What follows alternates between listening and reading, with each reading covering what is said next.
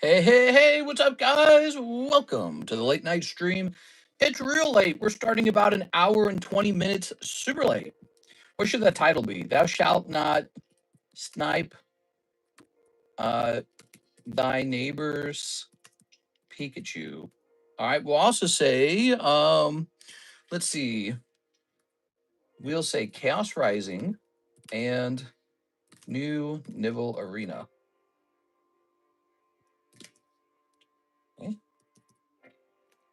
All right, let me hit save on that. We're live now. I have just had an entire day of like a massive migraine. So I've had like a major, I even took painkiller, just didn't do anything. So I'm having a big headache. And then also on top of that, I was talking to my brother-in-law. I talked to him for like 3 hours, man, over text. We never really talk. Anyway, so I was just talking to him a whole bunch. He's struggling in life a little bit right now. All right, here we are. Let's see. Let's get this pinged. Okay. We're going live for Thursday night. It's Thursday night already? What the hell? How's it already Thursday night? It's definitely because Monday was Memorial Day weekend, wasn't it? That's why it's already Thursday. Man, the week goes by fast when you get one extra day off. It's crazy. All right, let's grab this. Let's delete this. No YouTube notification. Weird. Well, it just started. Probably needs a little more time. Hey, what's up, Mr. CS Man? How's it going, man? We're closing this. We're closing this. Oh, wow. Union Arena Chainsaw Man. Super expensive. Let me look it up.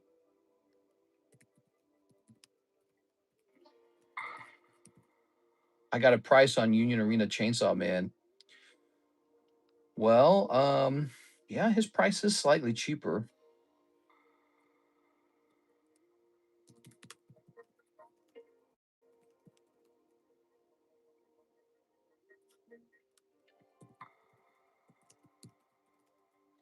All right, there we go. So I've ordered a case of the Union Arena Chainsaw Man. Delay and e-check? What do you mean? $88 e-check. Hopefully it's just a regular delay. Oh man, my head hurts. Oh my god, dude, there's nothing that will relieve me. I drink so many liquids too, it just does not matter. What if I ate something that I'm like allergic to? Anyways, let's get the website pinned. So we're still setting up. Let's see. Hey, that's me. I'm playing the music so loud. It's so weird thinking you guys can't hear it.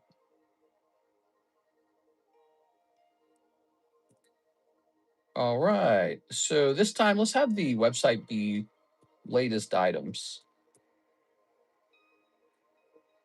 All right.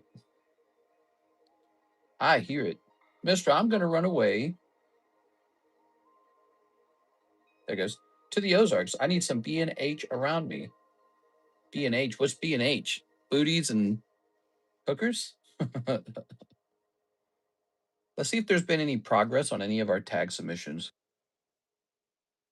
Nope. Not even a little bit. Dang, dude. They must have just gotten slammed with business or something. All right. Oh, excuse me, man. I just feel terrible. But we are live anyways. We've got about 2.5 hours together, guys. That's what I'm willing to do. 2.5 hours. Okay. So I think that's plenty of time though. We got a full daytime stream in. So we'll just be about 30 minutes short. Of course, it's better if you go over 6 hours, right? It's better if you get like 6.5 hours per day, but we're just gonna be a little short today, okay? Let's see this. Da da da da.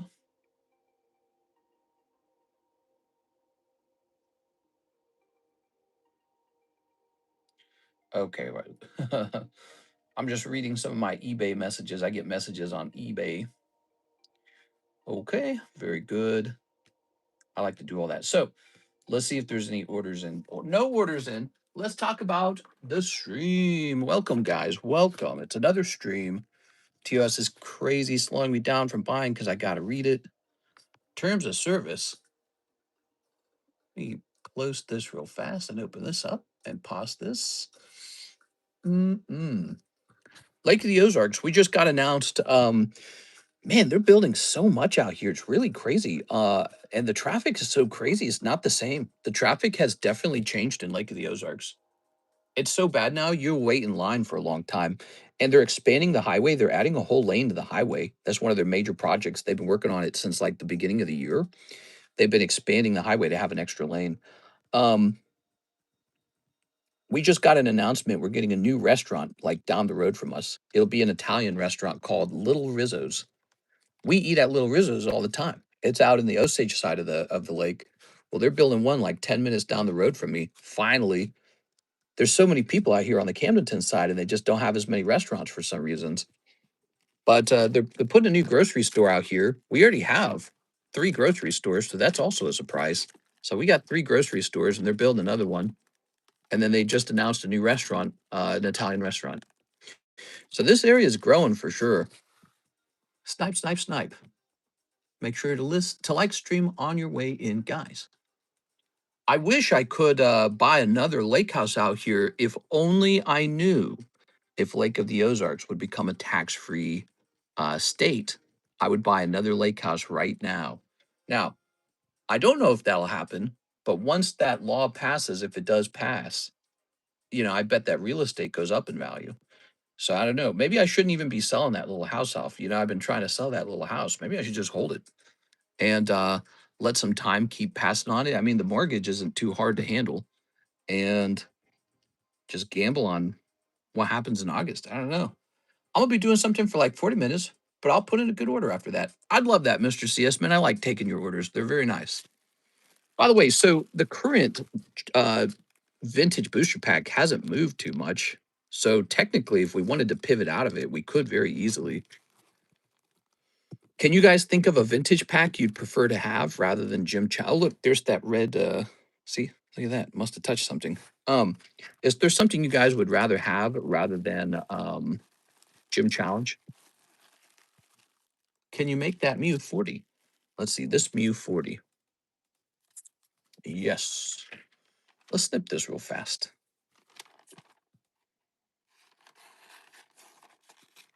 Okay. Putting this over here. So if you're discounting the Mew, I'll take it off your hands at this point. What's going to happen is we'll say 40 times 0.75, which is 30. So your payout is 30. We are. So your payout is 74 now. Okay. Maybe I should have bought that Piplup. I wonder. Let me go ahead. What's going to happen now? I'm going to overprice it by $5 and slip it into the Poke Shuffle. This is how Daddy makes money. We are. That's how GameStop does it too, I'm sure. 1, 2, 3, 4, 5, 6, 7, 8, 9, 10, 11. It's sort of like paying a fee for the convenience of liquidating. All right. Made Mew T10. It's certainly easier than listing it up on eBay and then hoping it'll sell on eBay one day. Whereas this is like, boom, it's done, There it goes. Oops. No problem, Mr. Javier. That leaves you with $74 of store credit. All right. Sorry for starting so late, guys. As I mentioned before, for those of you just coming in, I was talking to my brother-in-law all night, like 3 hours, man. Here's Chris Gonzalez. He says, one live custom booster. We are. There we go. Legendary treasures would be expensive, but well worth it. 1, 2, 3, and a 4. There it goes. And, oh, look, we got one Simba. Good. Mr. Chris Gonzalez. Let's see what we got. Ooh. Ooh.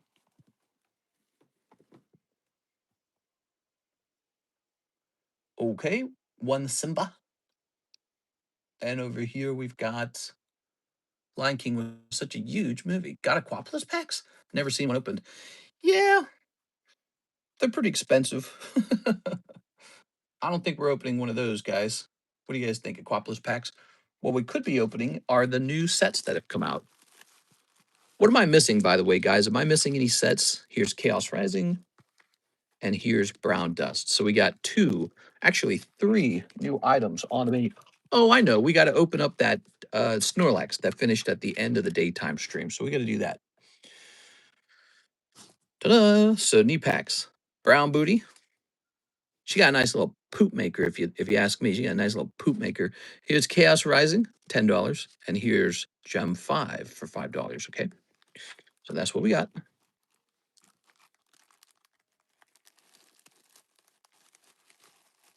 Okay. Ooh, we chain. Send that back over there. Let's see. I might be able to pay this thing while we're live.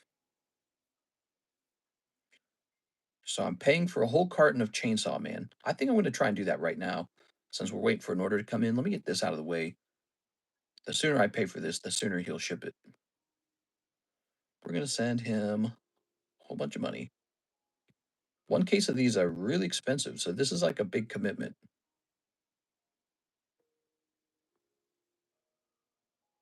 Okay. What's the reason for your transfer? Pay for goods. Name a product. Chainsaw carton. Okay. Is this being shipped from Japan? Yes, it is. What's the destination port? USA. It's a lot of work. Okay, it's saying we're going to send this guy a bunch of money. And send. All right, there goes. It's got to scan my face or it won't do it.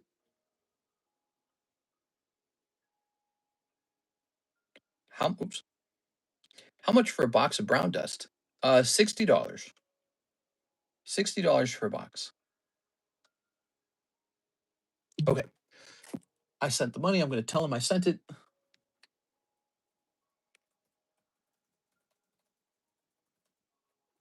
There we go. So very nice business. We got business. You guys spend money. I spend money. What do you think of that? He's definitely a bit jealous. Weedle guy responded to the pictures you sent him. I was interested in that conversation you were talking about. Yeah, he did. He wants to buy the poker Weedle. He said, "Why are there so many hot girls on my Instagram?" He's asking how much. Let's see. I'm gonna ask him 250.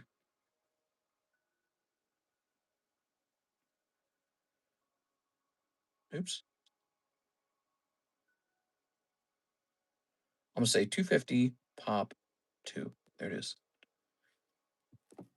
So we had it selling for a cheaper price on the table, but there's a thing that's occurred here where I know he is a motivated buyer, and that's kind of how it all works, guys. You want to purchase stuff from motivated sellers and sell stuff to motivated buyers. That's the whole game, isn't it? I wanted to write that in a book, how to buy and sell Pokemon cards. You know where I learned that? I learned that many years ago when I was a kid. And what was I doing back there? Trading all of the best cards in the neighborhood into my binder as a kid. And I understood almost from practice, all of your best deals come from a motivated seller and a motivated buyer. That's the whole game. Here's Javier. Sometimes I'm a motivated seller. So if you guys ever see me ready to move something, you're going to see the price drop.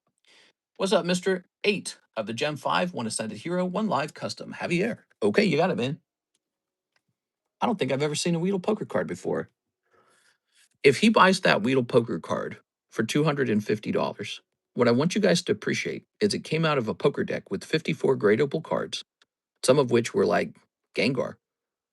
And the whole deck cost me $500. So I want you to appreciate that if it happens.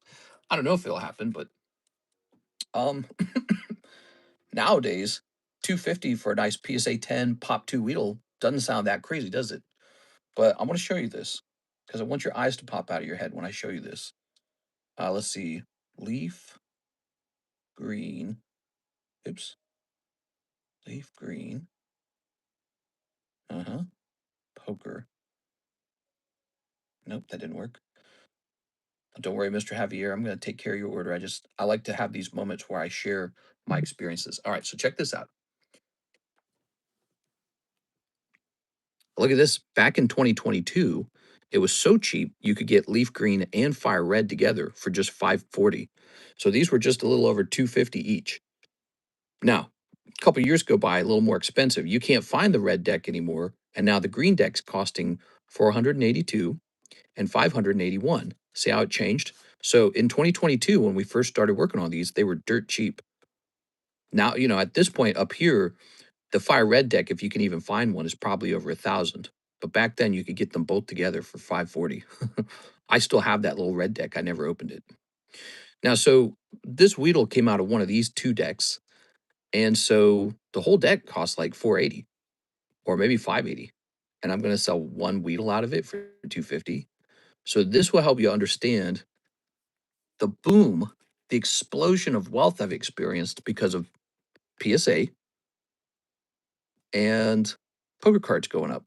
People realizing, oh, these are from like 25, 30 years ago. They're actually rare vintage.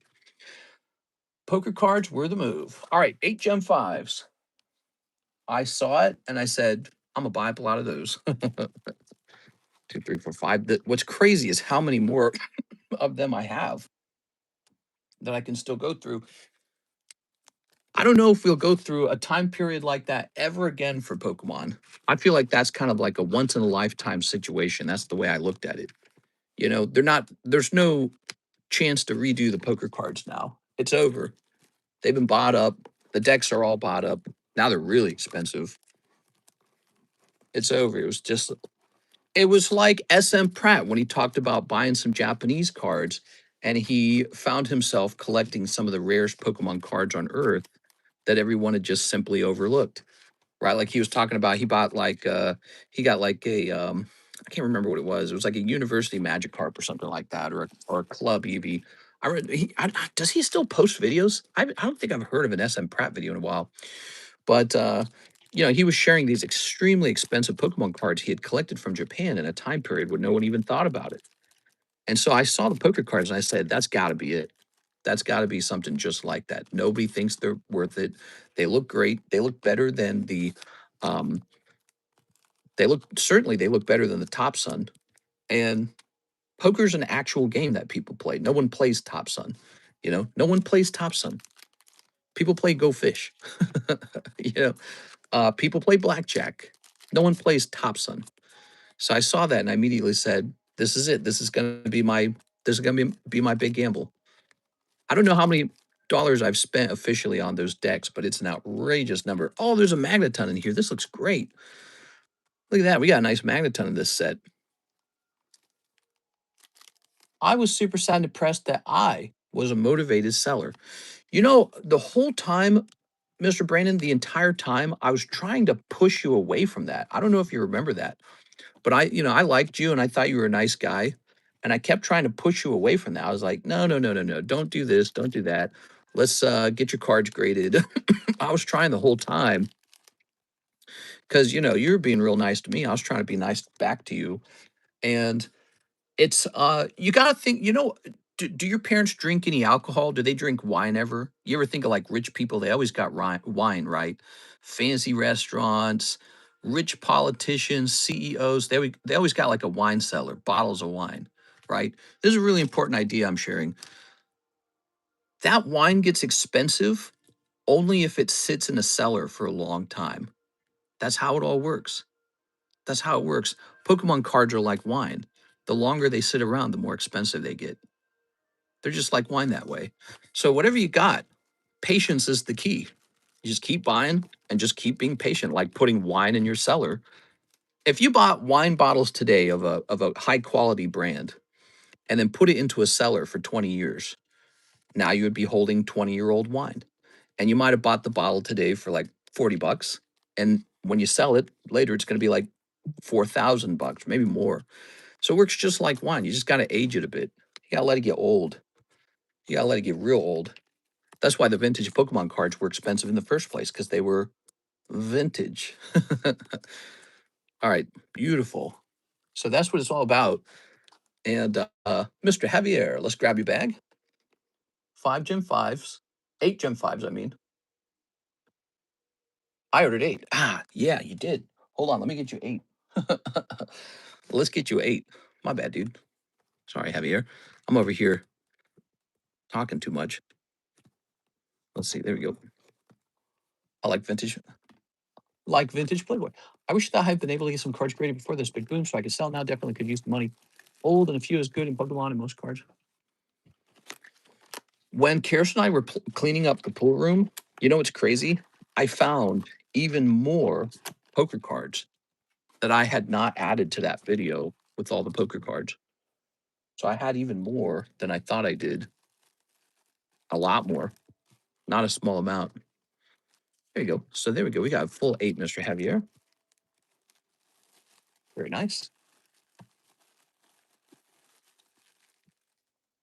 There we go. All right. And tell you what, let's grab that Ascended Heroes while we're at it. Okay. But so that's my lesson about Pokemon cards. You got to let it age like fine wine. Things get more expensive, they go up in value. All right. Boop. I hate that I was a motivated buyer, but I stopped recently, and it stinks because a lot of stuff went up. You were a motivated buyer. I hear what you're saying. So you're saying, like in the past, you really wanted to buy stuff and maybe you waited or something? Speaking of Playboy, did the box move? No, we're hosting a Playboy box break, everybody, and there's 3 spots remaining. Okay, Javier, are you ready? Oh, yeah. Penthouse was better. I listened to Bill Maher talk about how in the past, originally Playboy was classier and Playboy only showed off like women's boobs and it was like artful or something like that. It wasn't so like it was sexy, but it wasn't like dirty. You know what I mean? And he was talking about how Penthouse actually forced the Playboy guy, whatever his name was, to begin showing ladies nether regions, which was something they had never done. And Penthouse didn't care and just did it anyways. And so, in order to compete, Playboy had to change to do the same thing, and it changed the nature of the magazine, I guess. It is all right. Penthouse was whoop, Hugh Hefner was a G. He's a popular guy. Yeah, he's popular among young people. Isn't that strange? Even though he's from a really long time ago. Hugh Hefner and some other guys very famously fought the United States government over and over and over again to get the right to publish nude women. So originally, it was all censored and illegal, meaning if you wanted to see naked women, you just weren't legally allowed to. There were like very few ways to do it. And they went through enormous amounts of lawsuits in order to reach the point that you were allowed to do that. Javier Arroyo, there we go. Kind of like how politicians today are trying to undo that, by the way. Politicians are trying to pass interestingly sneaky laws like ID laws now. Like if you want to get on the hub, and then the hub says, oh, you're from Texas or whatever, right? You can't get on unless you plug in your driver's license. How would you like to do that? So they're passing laws to shut that down a bit. Squeak Squad's here. Squeak. Can you put my Ionis Watrel for consignment, please? Ionis Watrel. You've got an Ionis Watrel. Yes, I can do that. Pack Gibbs. Chris Gonzalez. Man, I'm going to start bringing these slabs upstairs to have the shipping upstairs. Iono Watrel.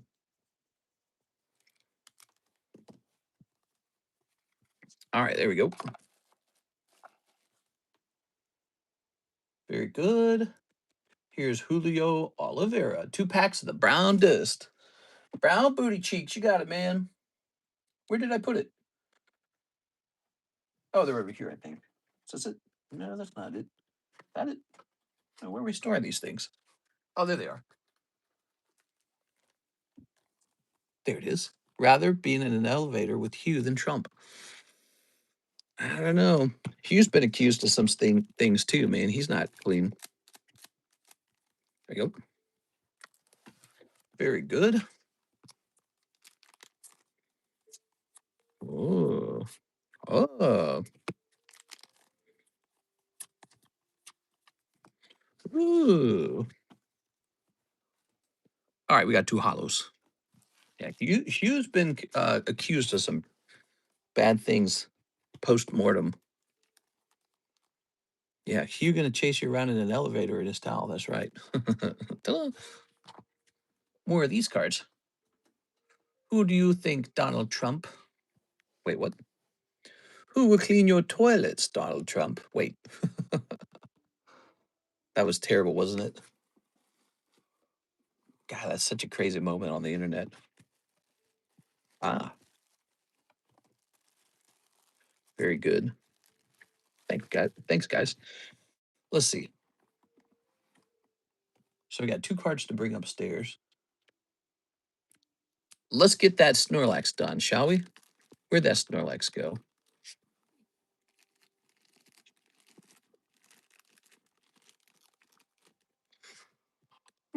Where did that Snorlax go? I didn't put it back down in here by chance, did I?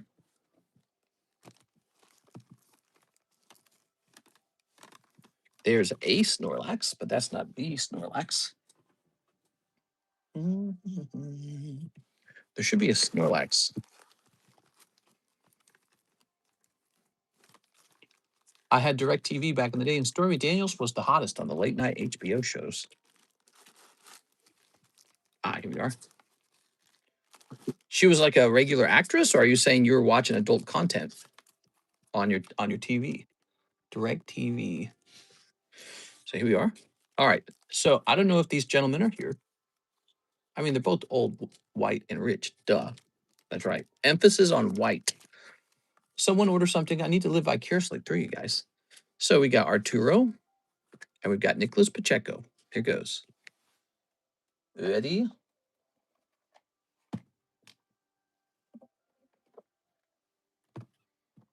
Oh, wait, we don't need this one at the moment. We just need this one. Does Stormy Daniels have a real name that isn't Stormy?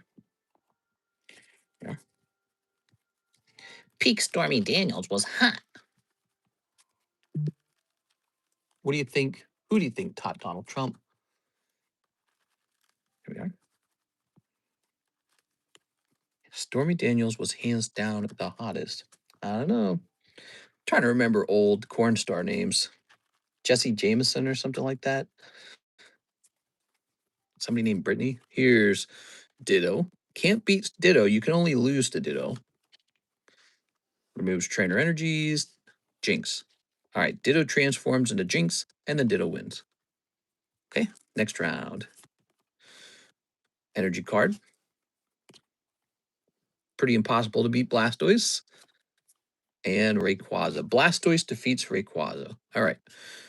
So round 2, Nicholas Pacheco. Round 3. Oh no, Mr. Arturo. That's Eevee. Oh, Frogadier. Nicholas Pacheco takes the Snorlax. There it is. Jenna Jameson, respect the goon, mister.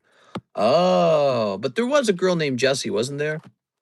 Back then, fake boobs were in. It was all fake boobs. Giant, giant, giant fake boobs. They didn't look very real. The technology probably wasn't that good. Did you know brown kids are just as smart and talented as white kids, Joe Byron? Yeah, he really did say that, didn't he? That was pretty nuts. He tried to recover from it, too. I mean, I guess he did his best. The old slip, huh?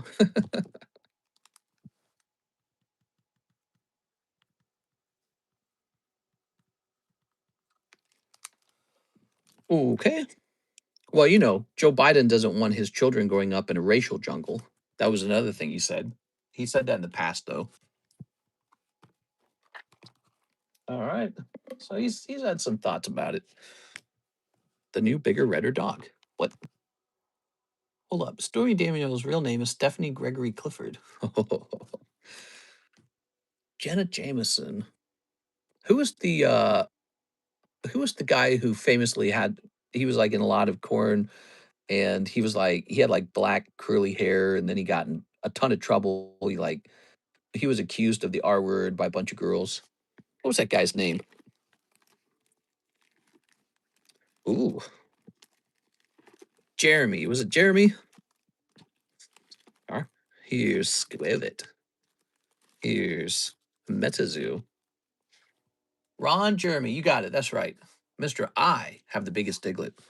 Wouldn't it be interesting to know who really here has the biggest diglet? I mean, that's kind of a brag. All right, guys, whip it out. Mr. Matthew T, 10 packs of the Nivel Arena Brown Dust. All right, you got it. 10 packs. Nivel Arena. Nivel Arena, very popular so far. We sold a lot of it in the daytime stream. All right, let's see. 1, 2, 3, 4, 5, 6, 7, 8, 9, 10. It's kind of crazy that you can be born with a big diglet and that could be like a success for you. Like you can actually just go out smashing, you know, smashing hot girls for a living. I don't think the guys get paid very well though, right? I think that's the case. It's the girls who get paid well. The guys don't get paid well. But your whole job can just be going to sex scenes. Like, holy dude. I bet you it's not even fun. I bet you like it's not like I mean, a certain element is probably fun, especially if you're already naturally voyeuristic. But I mean, like, I don't know, it's not like passionate sex. You know, it's not like the two actors are not truly into each other. I guess. I mean, actually, I don't know. Ron Jeremy is just like Miley Cyrus. Okay, what we got here? We've got, whoa, Jacket Girl. Ooh, putting this here. All right. Here's, when are they going to invent a pill that really does make your schlong larger? You know, they've been selling those for years. And I bet you that industry has made millions, if not billions of dollars. They sell false hope. Here we are. When are they going to make a pill that actually does that? How crazy would that be? Every guy'd be walking around with an elephant snout in their pants. I guess something would change though sexually, right? Like if that happened, like if you could like edit your PP to be any any size, you're huge. I think what would happen is people would no longer value them for being huge. Because you'd be like, so what? Everyone's got a huge one. You'd have to have some other like sexual element to you that makes you more attractive. Maybe it would move over to how pretty your face is or something, right? Like, do you have a good looking do you have a good looking face? Right? Because right now, having a big schlong, you could probably be an ugly dude and you'd be like, yeah, but my schlong's huge. And a girl would be like, all right, I'm curious. But in the future, if everyone can have a giant schlong, it's not going to be special anymore. They'll be like, so what? And then again, it'll be some other competition, some new thing. Thank you, Mr. Matt. Really appreciate it. How many packs in a box? 60 packs in a box. I'd be like, yeah, yeah, yeah. Your schlong's big, but how are your booty cheeks? Yeah, nice cheeks or what? Here's Mr. Peter. All right, Peter Collin. And he says 10 of the journeys and 4 of the English journey together. Ooh. You're all about going on a journey. Is that right? You got it, man. So here's the Chinese journeys. Haven't had a Blue Chew ad in a while. They must have ran out of free trials. Yeah. So these are selling 1, 2, 3, 4, 5, 6. We got 6 here. How will we go get another box? Money is always the competition. Yeah, resources are definitely important.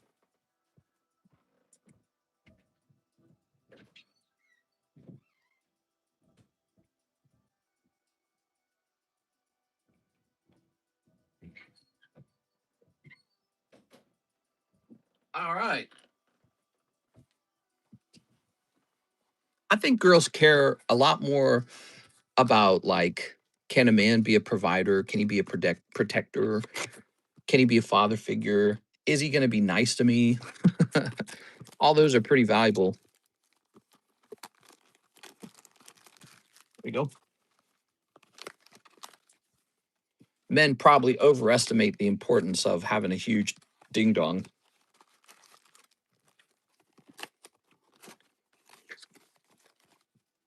There you go. Most women don't even deserve all that stuff. Provider being the key one. Okay, here you go. You ready? 1, 2, 3, 4, 5, 6, 7, 8, 9, 10. There you go. Women don't even deserve it. That's right. They're all bitches and hus. You ready? Okay, but also the journey together. Where's the journey together? They're all bitches and hoes. Let's see.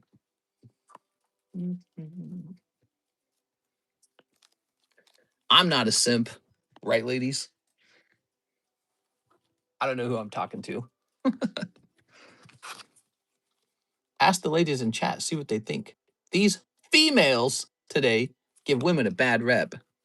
Freaking females, am I right? Hey, I saw you from across the room. Yes, that is a Rolex watch. I am myself an alpha male. And so I was looking you up and down, and I think you could be one of my females. But I have to ask you first, what's your body count? Step this. All the quiet, nice females are really who we are looking for. What? You don't like loud girls?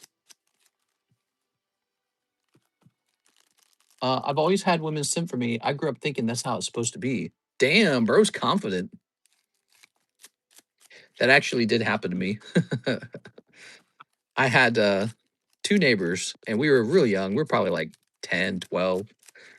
And these two girls were fighting over who's who I was going to be their boyfriend. And I remember it's just a really funny thing. Of course, I was younger and I like didn't care. I was like, I was a young Catholic boy and didn't really think much of them. Yeah, I hadn't hit puberty. Here's salamanders. I mean, what am I going to do? Bloop. All right. It's not a bad feeling, though. Here's a belly bolt. I wasn't confident for a long time. Then I seen most of my competition. You know, I was pretty confident around girls the whole time. And I think it was a combination of two things. I felt like I kind of understood girls, like they weren't a mystery at all to me, because I had like 6 sisters. I had a lot of sisters. So there was that first, right? The second part was my dad was like this super sexual guy the whole time, super charismatic, super sexual. And I just kind of mirrored him. So my brain just kind of knew how to behave. I was like confident about it, you know? And so if you have a dad who's, maybe a womanizer or maybe just very sexual or something like that, you come out of that knowing how maybe like the mating dance works, right? Like flirting, being charismatic, teasing, all that kind of stuff comes a little easier, I think. This, dude, my dad was nuts, dude. My parents would have sex like 3 times in one day on the weekend. If my dad was in town, my parents would have sex once per day. And then on the weekend, it could be like 2 or 3 times easily. Like you wake up and they're having sex, you go to bed and they're having sex. It was nuts. We are. And then he'd go out of town and who knows what he was doing out there. But he'd go out of town because of his job. All right. All right. It was interesting. I'm older now and I realize that that's a lot less common than I thought it was. I thought that was just how it worked. Peter. All right, Mr. Peter with the P. Let's see. Peter with the P. You're going to be over here. Aha. Okay. J Dog says, Mr. said either of you ladies got Pokemons. Hey, baby, you got Pokemons. Because of Mr. have high, or cause Mr. have high standards. Let's see. I was always a lot slower with actually getting a girlfriend. I didn't like to like date a bunch of girls. I was pretty picky actually. I kind of viewed it as sort of like this activity that could go really badly. Like you could waste a ton of time and money on the wrong girl. So that's kind of how I saw it. And I think, my mom was like pretty crazy. And so I could see how bad a relationship could be. And I think that also was another hesitation. I was like, I don't want to be with like a crazy girl. You know what I mean? I still ended up breaking up. All right. Yeah, I wasn't great at especially right after I left home. Man, you shouldn't date you do not want to date a guy who came from a bad family and hasn't figured life out at all. I mean, you're just literally dating to break up later. It's just going to be a breakup. Young men who haven't figured themselves out, they haven't figured the world out, you're 100% just going to break up. Yeah. If I'm smarter now, I'm older now. Okay, we're getting a fresh box of the Crown Zenith out. Oh, yeah. The size of the boat doesn't matter as long as you know how to ride the waves. Let's see. I never met my father and never had a father figure in my life, so I figured out women in my own way. I assume one can say. Yeah, it could just be personality too. I do remember the very first girl I asked out, and I was kind of nervous around her. She was really pretty. She has super pale skin, and she was kind of showing it off. And she was really cute. I'm gonna go grab some Crown Zenith. Okay, I gotta open it up too. Okay.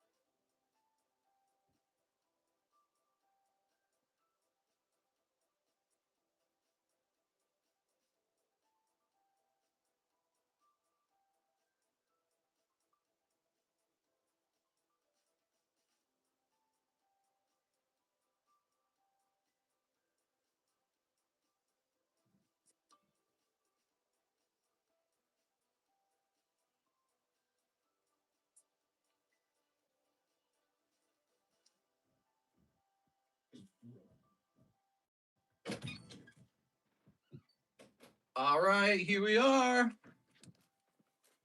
You know what I had going for me? Since we're talking about dating, what I had going for me is I had my own place. You can't beat that. If you're a guy and you've moved out of mommy and daddy's home and you got your own place and it's just empty, you're like, damn, I could totally invite a girl back here and have sex with her. Right? You just feel the freedom to do that.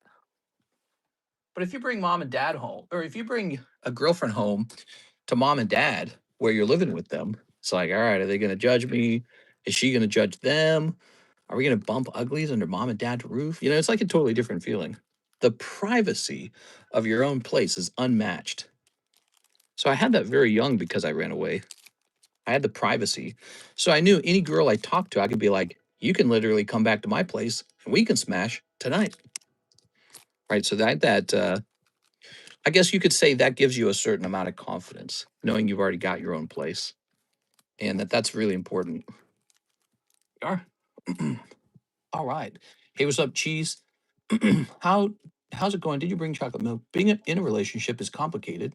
It's even worse if you both are strong-willed and won't back down. Yeah. Yeah. Here's Tapu Lele. Ooh, Tapu Lele. I think that's probably true for most relationships. I don't think it's usually the case that somebody with a high self-esteem or a low self-esteem ever really lets themselves get trampled on. Like I think people with low self-esteem can fight back really fiercely in a relationship. But even people with the high self-esteem are like, you don't tell me what to say. I'll tell you what to say. So they turn bossy. And so I think most relationships have to navigate fighting in a way that is like smart, but the majority of us never learned how to do that from our parents or from school. Imagine that in school, they teach you how to navigate your fights. Whoa. All right, Edward Shelton. Those were some cold Crown Zenith packs. We just got a fresh box. Might be worth it to go a little deeper.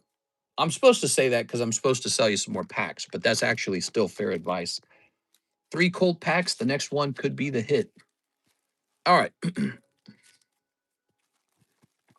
Yeah, I mean, I think that when you're having a fight, you're in a relationship, you're having a fight, someone didn't get enough food, someone didn't get enough sleep, you haven't been intimate in a while, you're working too much. Something about life's just something about your environment, your external environment probably needs improving.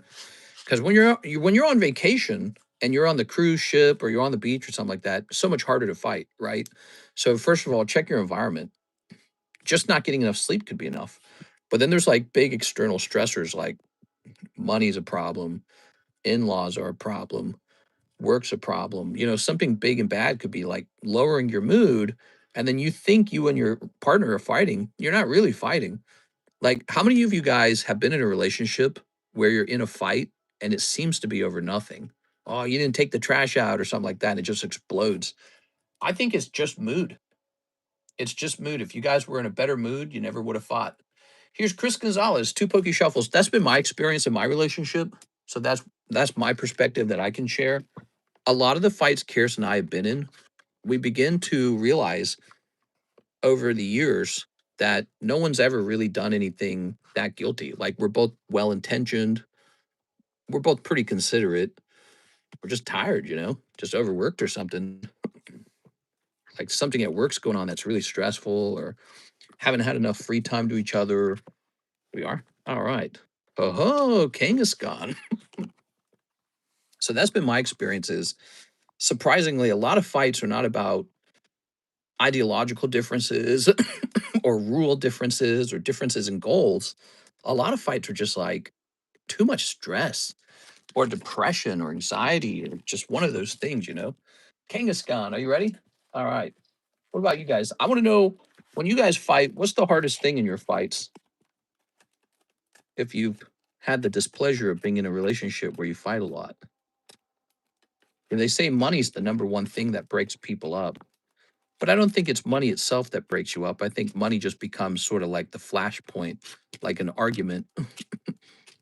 Like you can be two poor people and actually be pretty happy together. All right, look at that. King is gone. I know how to compromise with my wife, and I learned from my mistakes. That's how we've been married 18 years. Yeah, it's a long time, man.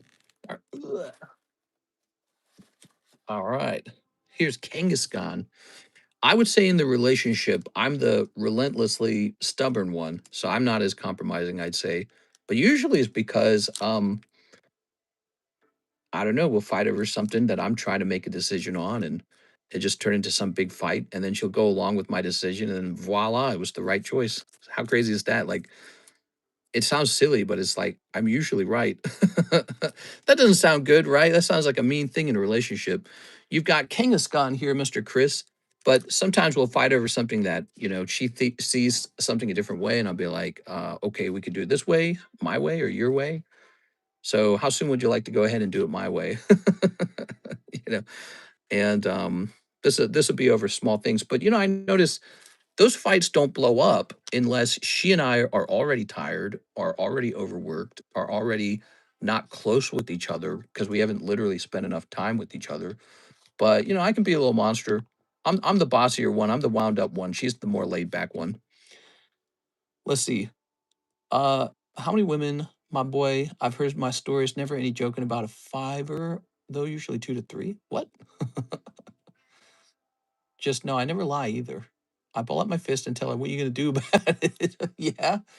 Re-roll. All right, we're re-rolling Vintage Kangaskhan. I'm buying it back out of the box then. All right, your re-roll shall be 25. Let's see. You have to read Brandon's message. He says, I only see one brand. Oh, there it is. Wait, let's see. Can you read the above message? I have to scroll up. So I don't see a message from you. I see you saying, can you read the above message? Not trying to be inappropriate. And I scroll up and I don't see anything. You know what? I'm on top chat. I probably can't see it. Let's see. Maybe it hid it from me. What do I do with the 5-inch member Put it in a 5-inch vagina? I don't know. That's a great question, man. I mean, some countries, they have huge floppy wieners, right?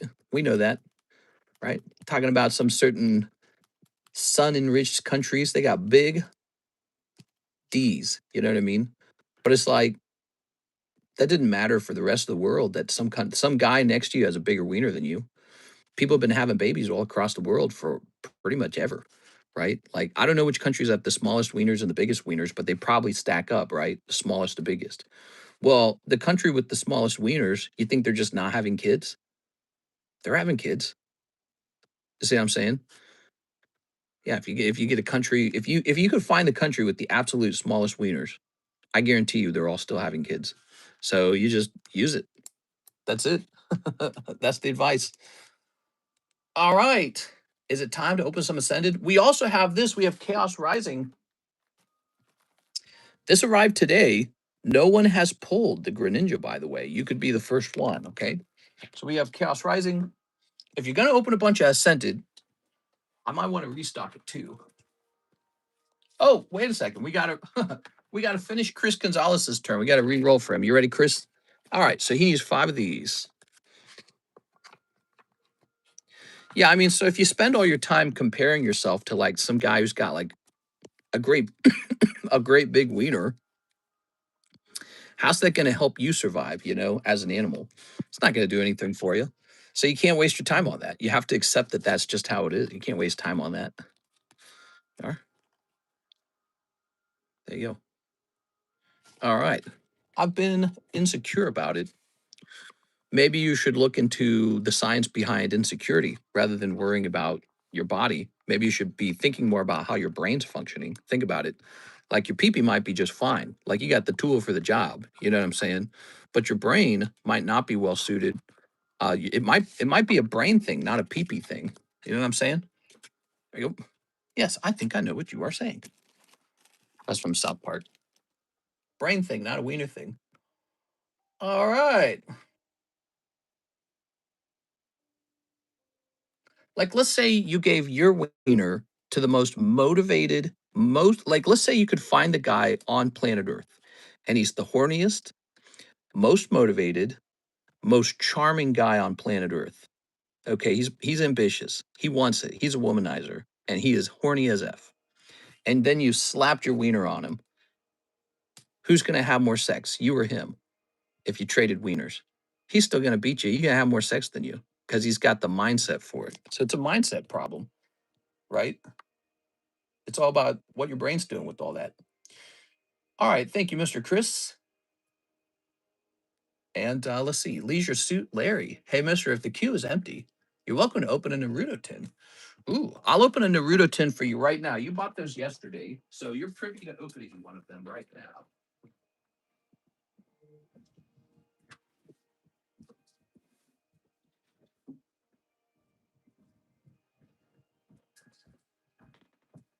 All right. Very good.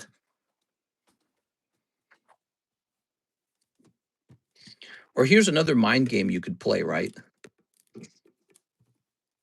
Let's say you were transported to a different parallel universe where your peepee size was exactly the same as it is now.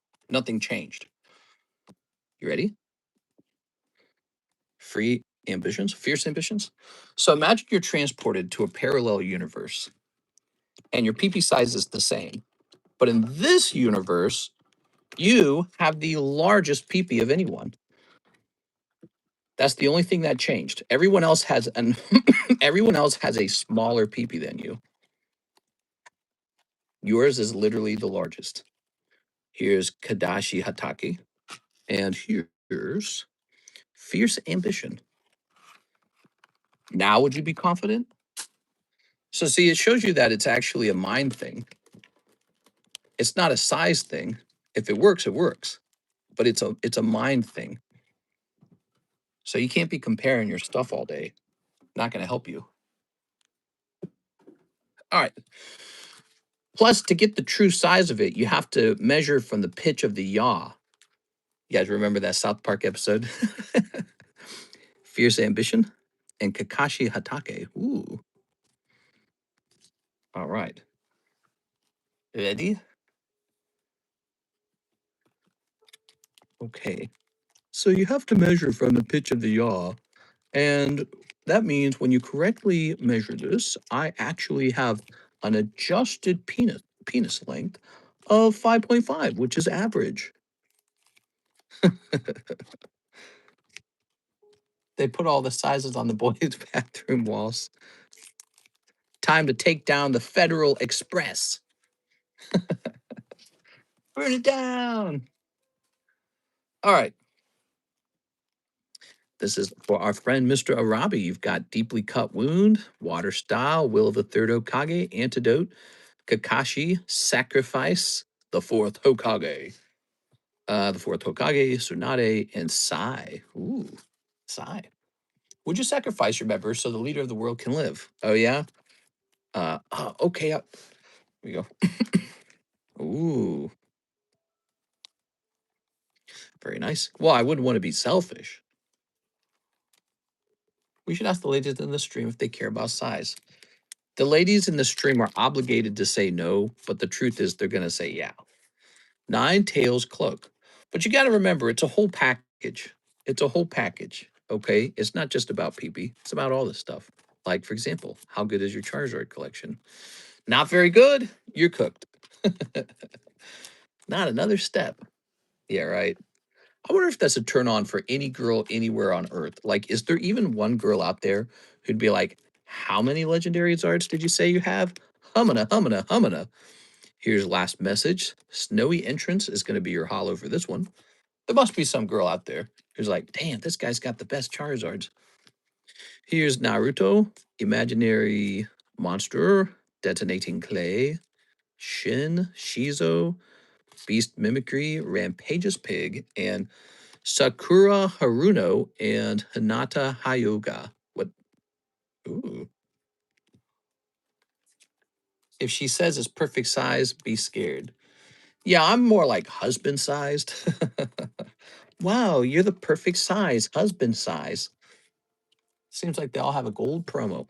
Every 10 came with the gold promo. That's right.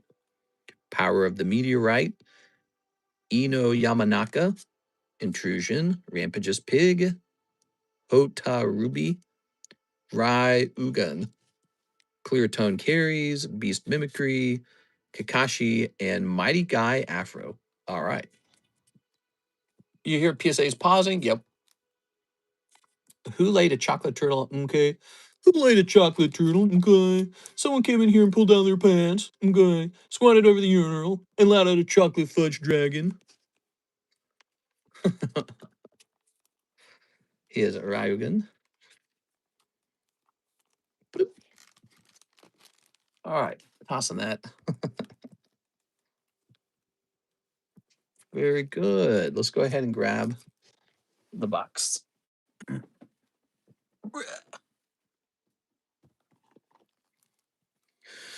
So Ryugan, Mike Guy, Sakura, Hinata, Snowy Entrance, Not Another Step, Nine Tails Cloak, Sai, the Fourth Hokage, and Fierce Ambition, and Kakashi Hatake. Ooh, y'all always talking about the weirdest stuff.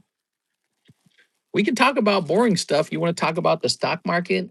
Well, my S&P 500 stock is up by like 2% this year over date. I wonder if the stock will go any higher. What would be like normal to talk about even? The weather, maybe? All right. So, who is next? Who's been waiting the longest? Mr. Matthew Rodriguez. He says, one box of brown dust. I need this war to end so I can retire. Yeah. Trump was kind of implying that he was expecting Iran to try and wait out the midterms to negotiate with him. And that's exactly what I said would happen. I said Iran's not going to make like a surrender unless they see that Trump holds steady through the midterms. Ready? So if he loses the midterms, they're going to get probably real rebellious. Okay. If he wins the midterms, they're probably just going to give him whatever he wants.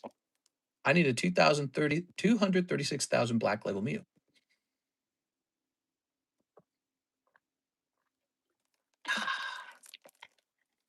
Okay.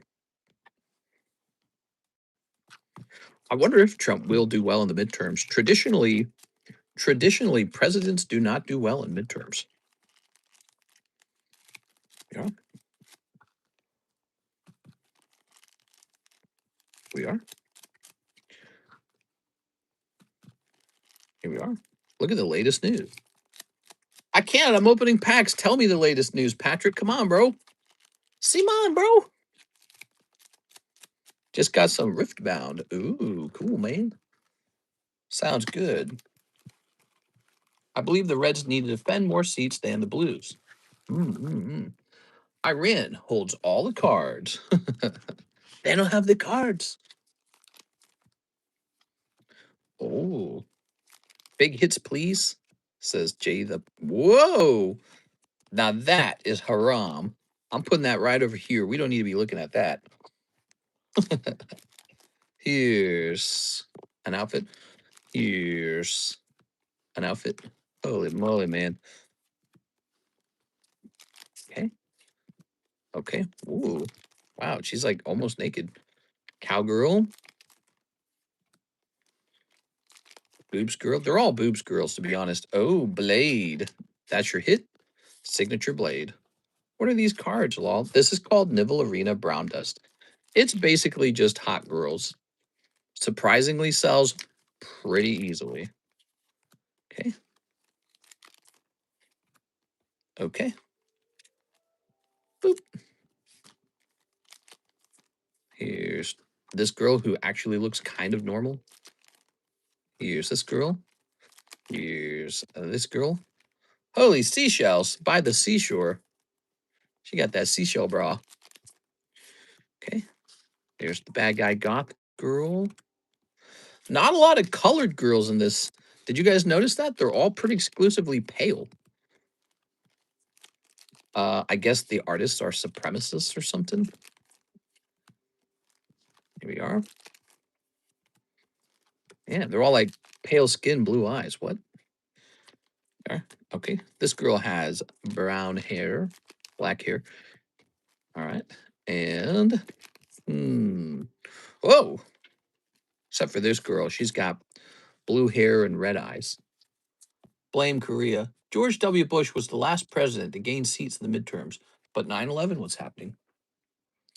Yeah. There we go. And I don't think Trump is particularly popular. I think that Kamala Harris was super unpopular. Matthew Rodriguez. So I don't have high hopes or anything of Republicans holding power too well over the midterms. Okay. Whoa, whoa, whoa. Jeez Louise, man. Holy boobies. Thank you, Mr. Matthew. Let me grab your box. Let me grab your bag. Okay. Still no leader card. I want a leader card. Blink.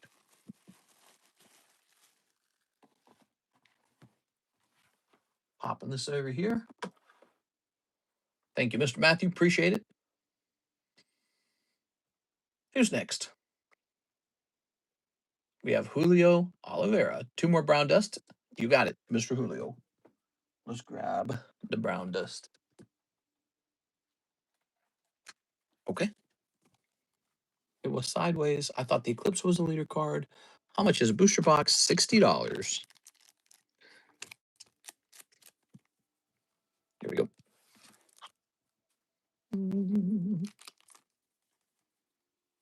We've got this girl and ice cream girl. That would be Joe Biden's favorite because she got all the ice cream. He was like chocolate chip.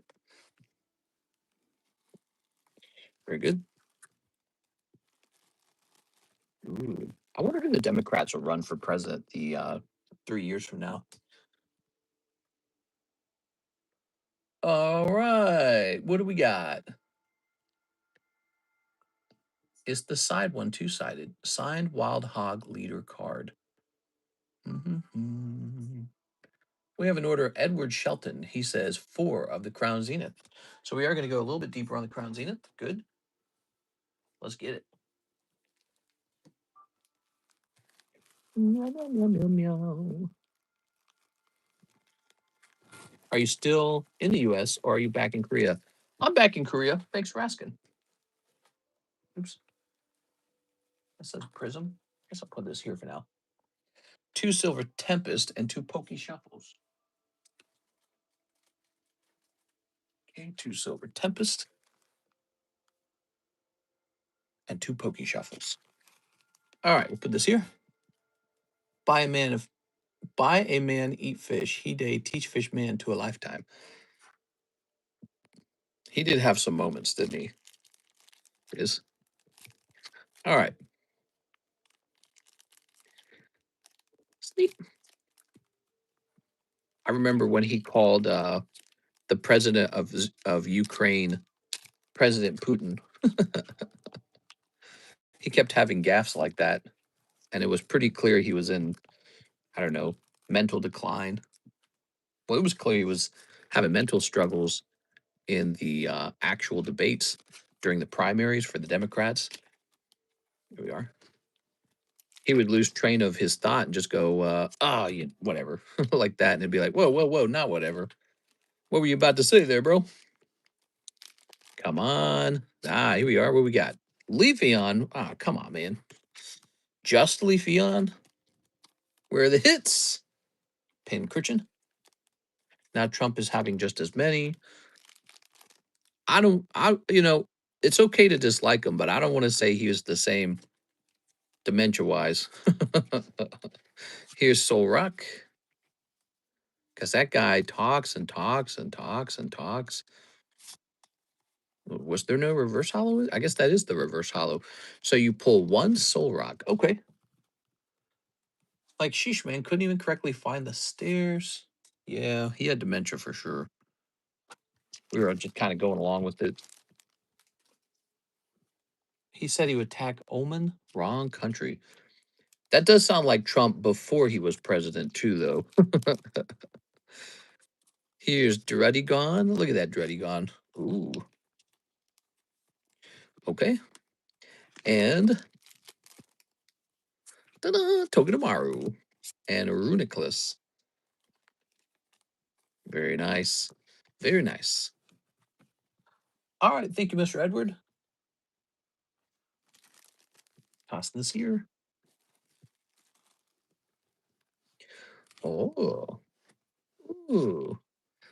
1 Leafeon, 1 Soul Rock, 1 Dreadigon. If these could grade 10, actually, I think you make a lot of your money back on them. But they would have to grade 10. Thank you so much, man. Appreciate it. Okay, who's going to be the next picks for the next election? Don't really see any strong candidates on either side. Well, I think on the Republican side, it'll be J.D. Vance and Marco Rubio. So I'm pretty sure that's going to be it. Other than that, no one really stands out. What's curious, though, is who's going to run on the Democrat side? That's what I want to know. It can't be Kamala Harris again. No way, dude. I think she's just a bad choice. Like, if she runs against Marco Rubio and J.D. Vance, I think she loses to them. All right, so it just can't be her. She's just not good at it. Mr. Tyrone, he says 1 pack of Scarlet Violet base. You got it, man. Well, oh, wait. Scarlet Violet base. English Pokemon Scarlet Violet base. Where do I even store that? What? I still have this for sale. Scarlet Violet base English. I can't remember where that's being kept. Bernie is what, 82? Oh, 2 Poke Shuffles as well, Edward Shelton. Sorry about that. 2 Poke Shuffles.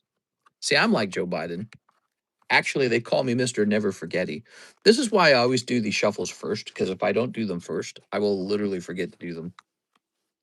2 cold ones, Edward Shelton. I'm sorry, man. There you go. All right, that's taken care of. Sorry, man. I have to find the Scarlet Violet now, and I don't know which box it's going to be in. Oh, it's right here, actually. Okay, that was easy. It's the very back of this box. Okay. Mr. Can't be president. You don't want me as president anyways. I'd be all like, mandatory breastfeeding. And while you're at it, ban nut milk.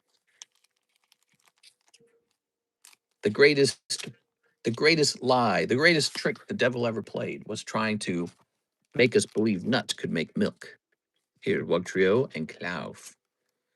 Look at that Klauf. But think of the sales.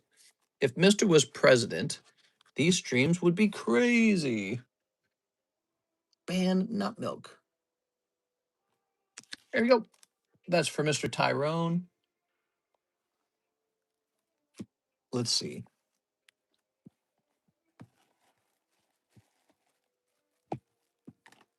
Here we are. Very good. Even just as a candidate. Just imagine NPR finding quotes from the hours of Mr. Streams. Yeah, I don't think that would fly over too well. I've said some crazy things. All right, what do we have here? We have an order. Is this from Mr. Anthony, 7 Unleashed and 6 Spearforge? The order has no name on it, so it must be for me. It's 1, 2, 3, 4, 5, 6. That's Spearforge. And then I think we're opening our second to last box of the Unleashed. We went through like 2 cases of this. All right, there we go.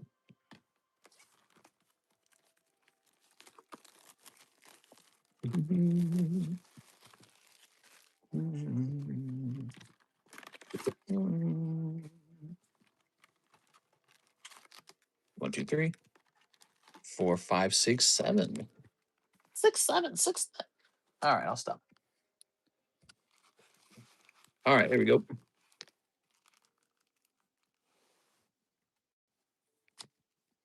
What do we got? 1 snip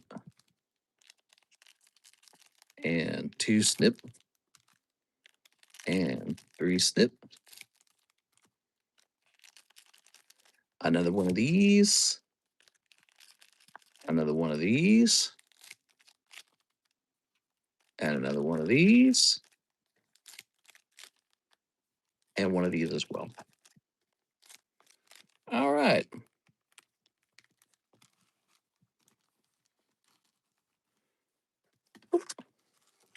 PayPal order went in. Oh.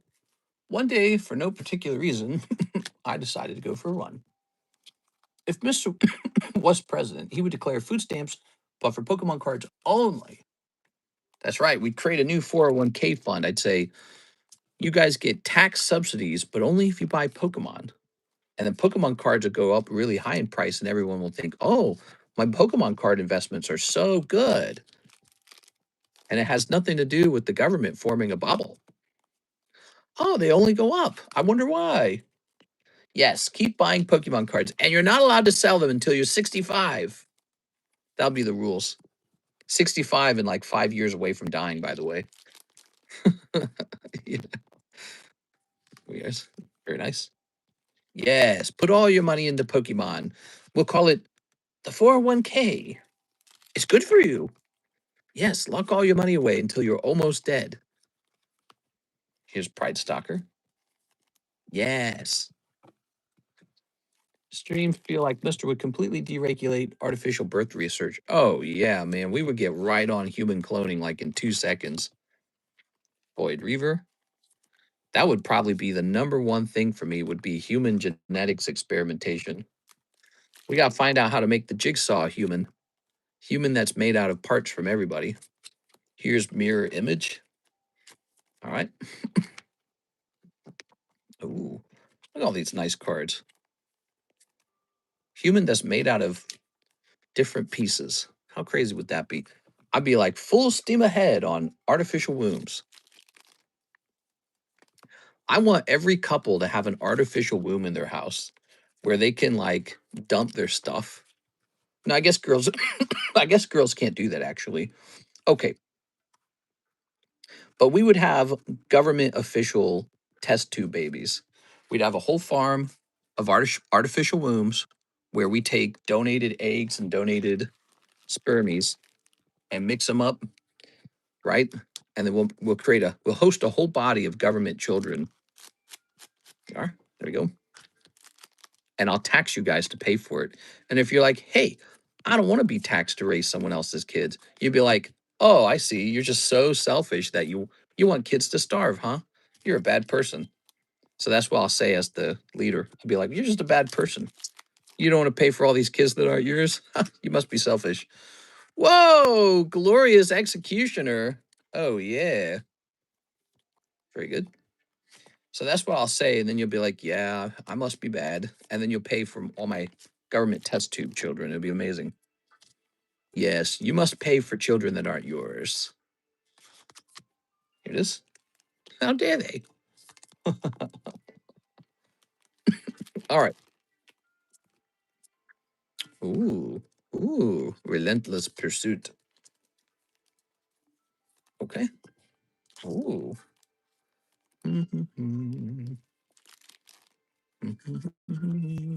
Here's Renata Longsword, Mr. for President of Earth. It's so ridiculous. We are. All right. Okay. And here's glorious executioner. Imagine an army of government babies, test tube grown. They're all learning the same thing. It'd be like the clone army from Star Wars, right? They have experimented. They have accelerated learning for being the perfect soldier. We are.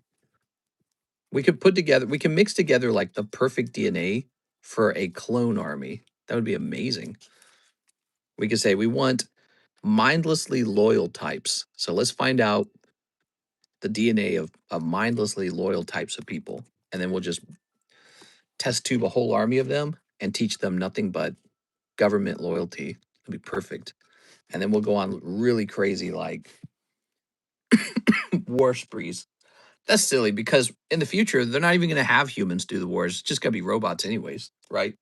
Like everyone's over here thinking, "Oh, AI is going to take over and it's going to be like Armageddon." Nah, dude, it's just going to be like fat, egotistical 80-year-old men sending huge drone armies. Yeah. If AI took over, it'd probably be nice. That's the irony. If AI took over, it'd probably be nice. It's actually old guys with a lot of hair growing out of their ears. You know what I'm saying? Jerks. Oh, we got to reunite the old Soviet Union. But first, 500,000 soldiers must die. Oh, yes, of course. We gave you a box, didn't we? That's what we did. You've got your own box. All right, let's grab this box.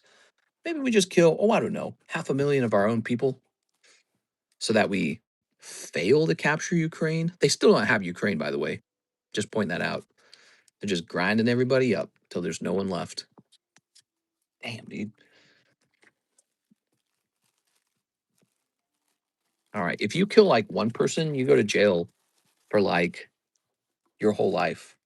If you kill 500,000 people, you're probably the leader of Russia. You know what I mean? All right. Very good.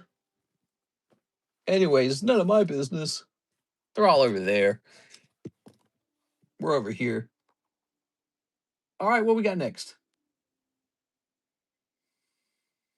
Let me delete these. If Trump loses the midterms, is he going to be get put in a peach?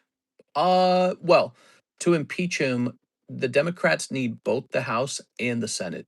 So, in order for him to stay in office, Republicans really just need to hold on to one of those two things. But yeah, I mean, if he loses the House and the Senate, I believe they can impeach him. It's a possible thing. And if he gets impeached, JD Vance takes over. So it's not like Democrats get to install their guy, but JD Vance would become president.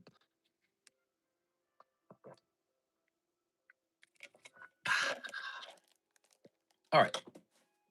So what do we got next? Ooh, a Mr. CS Man order. And he says 10 ascended. We have ascended with Mr. CS Man. Time to ascend. All right. CS Man, have you been working on your looks maxing while you're in school? It's very important. Looks maxing is the key. That's how you get all the hot bitches. A guy named Clavicular told me that online, so now that's my whole personality. Let's see. JD Vance seems like he would do all right as president. Dude, there's a lot of pretty racist Republicans who don't like the idea of JD Vance winning only because he's married to an Indian woman. How crazy is that, man? They're like so rough about it. He's not pure enough. They want him to be married to like that Canadian lady from Fallout, the one with the eye patch. Yeah. First time opening this. Hopefully it goes as well as the case opening. Heck yeah, dude. Well, no one's pulled the Gengar yet. Maybe you'll be the one. Okay. What's her name? Is it Usha Vance? I wonder how she feels about it all. That's a lot of pressure, you know. There was that whole rumor when he like hugged Erica Kirk that they were having like an affair. That's crazy. Let's see. That was actually Peak Life, the case. Oh yeah, yeah. A lot of fun with that. I remember you got like an unusually good case. Mr. Watches clavicular? No, no. He just you almost can't not watch him. Like every time he pops up in one of my like screens or whatever, it wasn't my choice. Some algorithm told me now you have to watch this and know what this guy's name is. So he made himself viral. So anyway, so now I smashed the bones of my face. You got to do what you got to do, you know, to get the huzz. What do we have here? Good. And one of these. Now we've got 1, 2, 3, 4, 5, 6, 7, 8, 9, 10. Oh, 10 of these. All right, here goes. Snip number 1. Snip number 2. Snip number 3. Snip number 4. And snip number 5. All right, there we go.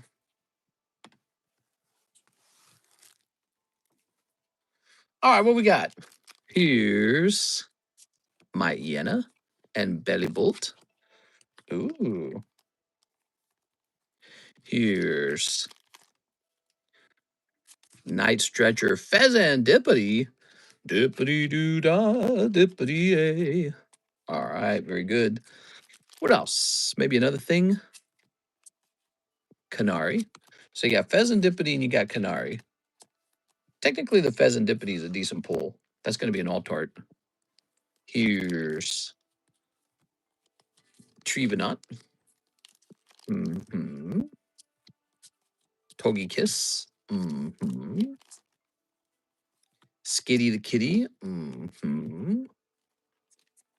I've ripped 36 packs and only pulled Geraliger. But here's Togetic. Mm-hmm. Oh. Oh. That's a good pack. You got the Mega Gengar MA. That's good. That's a good pull. And Rocket's Mimikyu. That's a good pack. Oh, you also got this Meryl. That's so nice. And finally, that Mimikyu is a good hit. I know it is. That's a good one. What is good? The Meryl. He said the Meryl's your top pull. All right. CS man. What we got here? Mimikyu, Meryl. Mega Gengar, Pheasantipity. How do you guys think he did? I mean, that was 10 packs. I think he did pretty good. All right. Holy. Now, that's not the Chase alternative art Mega Gengar. That's the Mega Gengar MA. But it should still be so expensive in a 10 that it likely pays for the whole order.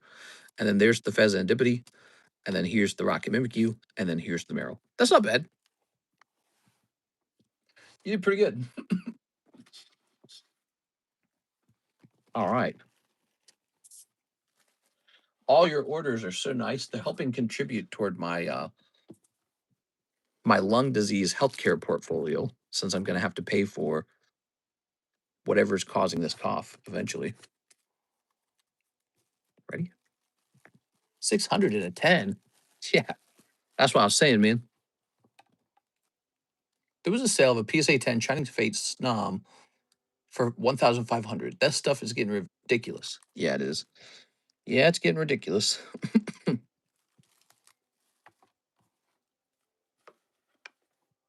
Okay. We have this trade slab. All right. So that's Kangaskhan, the new auction break. It's a different kind of break where it's over in 4 streams. It's $5 to get in. As many people can get in as they want. Psyduck, Dragonite, Simba, Magic the Gathering, Gym. Thanks, man. Appreciate it. Julio Oliveira, 1 whole box of Brown Dust 2. He says, not in a minute. Not in a minute? Oh, 1 whole box of Brown Dust 2 in a minute. Okay, let's see. Come on now. Good. The Mimikyu in a 10 is a $600 card as well. Zam. Bro, what are some of these sets, bro? This is called Brown Dust 2, CS men. A real man opens Brown Dust 2. Were you scared of girls? All right. Can't rush these openings. They're fun. Mr. Julio, you ready? 1 whole box in 3 minutes. We are. If you need to blank, just go on Google LMAO. Now, it ain't the same, CS men. It's not the same. This is fine art. Go. Snip of this. Now we know where CS man goes. He said, go on Google. That's where he goes. We didn't need to know that stuff about you, CS man. Never. It's for my personal portfolio. Ooh. All right, ready? I'm an investor. Google is so 2019. I need to ruin cardboard until it's soaked. Whoa. All right. Here's Umbrella Girl. I'm an investor. I'm highly invested. A cold one. Here's a cold one. Oops. Here's a cold one. Whoa, whoa, wee, whoa.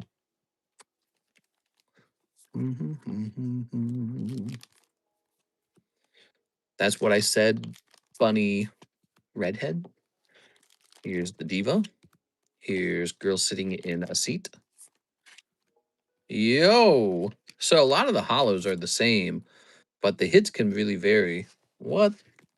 What am I looking at, dude? It's a Venus of Willendorf. Holy boobies, bro. Okay. They're just flopping all over the place. Seashell girl. Archer girl. I don't know why she's laying down using a bow. That's not proper form. Okay, here is the... What is this? Okay. She's got some kind of cup thing going on. Girl on the beach. Evil angel girl. I don't know what's going on here. She's like, here's outfit falling off girl, beach girl. You really can go to the beach and run into girls like that on occasion, right? Seashell girl. All right. Ice Queen, girl. I'm an Ice Queen. Aha, you got Delulu. Here she is. And Moo. Victory Moo. Nice. Okay. There we have it. Let's see. I'll put this here.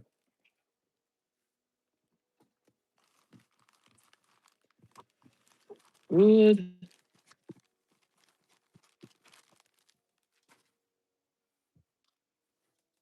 Put this here. I don't apologize, says Jay. Oh, oh, oh, oh, oh, oh. So nice.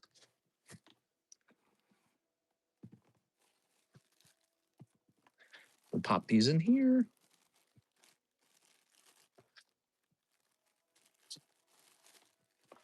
And putting these up here.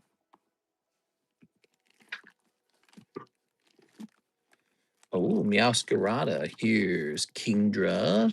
Here's Zapdos. Here's Palace Athene. Ooh, we've got Joseph Smith, one Harry Potter, one Pokey Shuffle.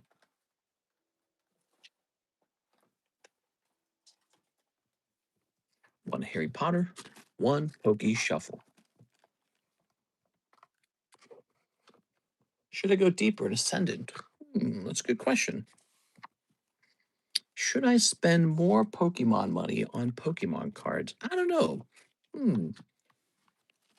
Cool. Oops. Dang, that Prime looks hot. $2,000 Kingdra Prime. All right, you ready? Snipping that. Tossing that.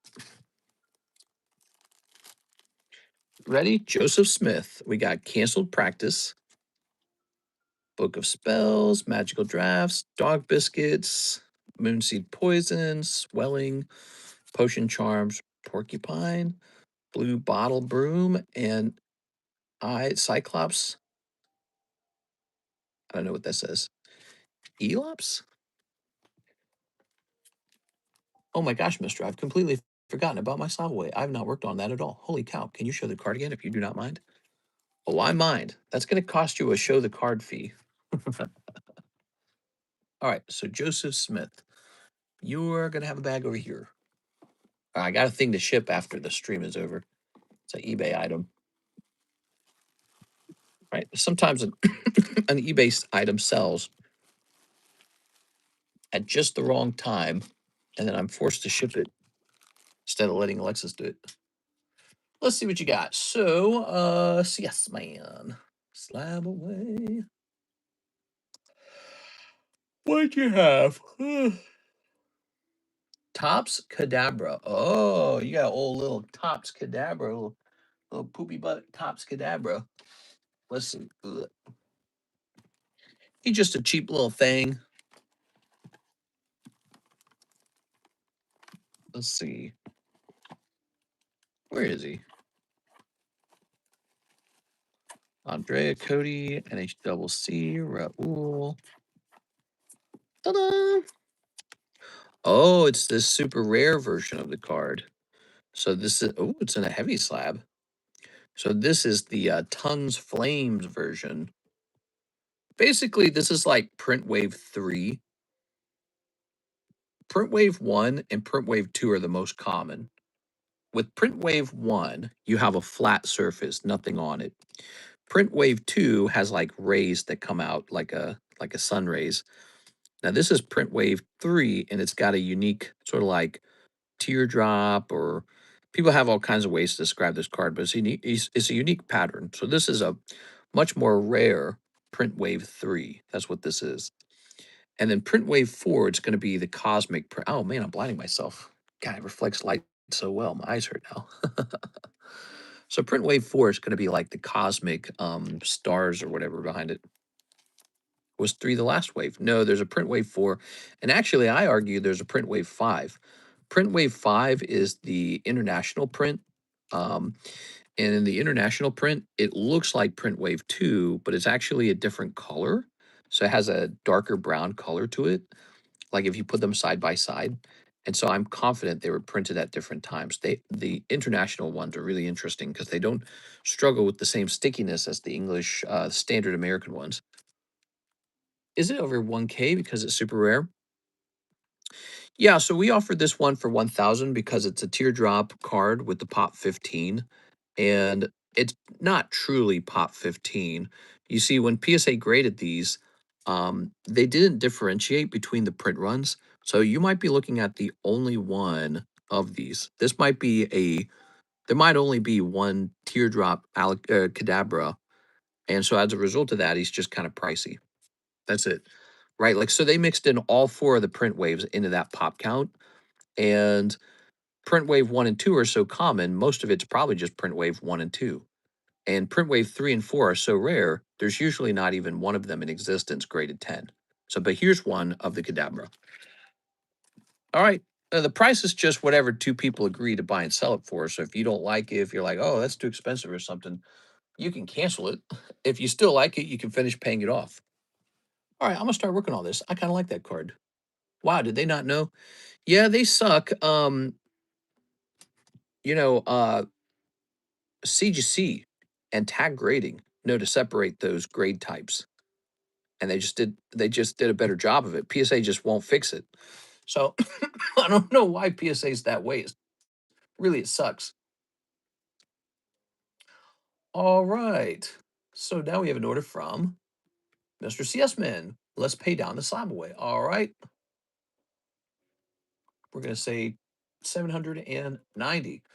You know, the way a lot of people look at it, a lot of people view it as severely underpriced. A lot of people think that those rare tops cards are, they're like this rare card that people don't talk about, they don't think about it, and yet they look extremely good and they're just rare as balls, man. They're super rare. But look, I'm going to show off. I showed off some slabs the other night. I don't think I showed off some top slabs. I'll show off a couple top slabs for fun. Oh, so I collect all kinds of stuff, and tops, of course, is one of those things. So here's a couple spare tops cards, like this Rainbow Charmander. You got the Kadabra, right? Look at this one. Teardrop Alakazam. There he is. Did I say Alakazam? Charizard. Sparkle Charizard. I actually have a killer headache right now. I don't know if you guys knew that. I've had a headache all day. Nothing has cured it at all. Here's Rainbow Pikachu, graded myself. Pop 3. Wow, 3 of these in the world. That's a crazy lucky one. I don't know what I'd sell that for if I ever sold it at all. Here's Rainbow Dragonite. I think I got a good deal on this. It says I paid $1,600 for it on 825. That's I thought that was underpriced at the time. Here's a Fanciful Flight Lugia. Good. Okay. Got a couple of these. These are authentic film frames from the movie. Chris made an order. Yes, sir. We'll go take care of it. So these are cool because it's real film frame from the actual movie. That's pretty unique. We got a nice Rainbow War Turtle, another Lugia, this checklist. So I believe this is also print wave 3, if I'm not mistaken. Pretty cool. 2 more Lugias. I think I have like 2 Charizards, don't I? There's another Rainbow. There's a Cubone. There's a Spectra Gengar. I guess I kept the Spectra Gengar over here. I sent all the other Gengars off. Your legendary Zards are not NBA certified. I think one of them got a silver, and I think then another one got a gold. Who cares about NBA? So I wasn't the one who NBA certified the legendary Zards. Some other dude did. I would never do that. Like I wouldn't pay $1 for that. And then I see other people do it, and they're like, "What are you doing, dude? It's already been PSA graded. Who cares? Who cares?" All right. Plus the fact that those stickers seem awfully like, you could probably just find somebody to print a lot of gold stickers that look pretty close to the ones they're using, and then you could just slap those puppies on anything if you wanted. So does no one think about this? It's literally a sticker. That's a sticker that they're putting on top of your PSA slab. That one makes your PSA slab look dopier. But two, I'm pretty sure whoever prints those damn stickers can just take some home for themselves and just slap them on some cards. Does no one think about that? Ridiculous. So when I see those, they don't go into the consideration for buying or selling a card. All right, what we got? That Spectre Gengar is fire. The gold one's over 100K on bids right now. Yeah, I think I have. So one of the Charizards is mine. Let's take care of Chris real fast. Chris, you said you placed an order. Let's take care of this real fast, okay? So we have a Mr. Chris Gonzalez, 3 Pokey Shuffles. Now that's not the Kangaskhan one, right? This is a new one. Here you go, Chris. All right. I'm glad I don't grade. We are. Grading's a very deep philosophical discussion, Mr. J.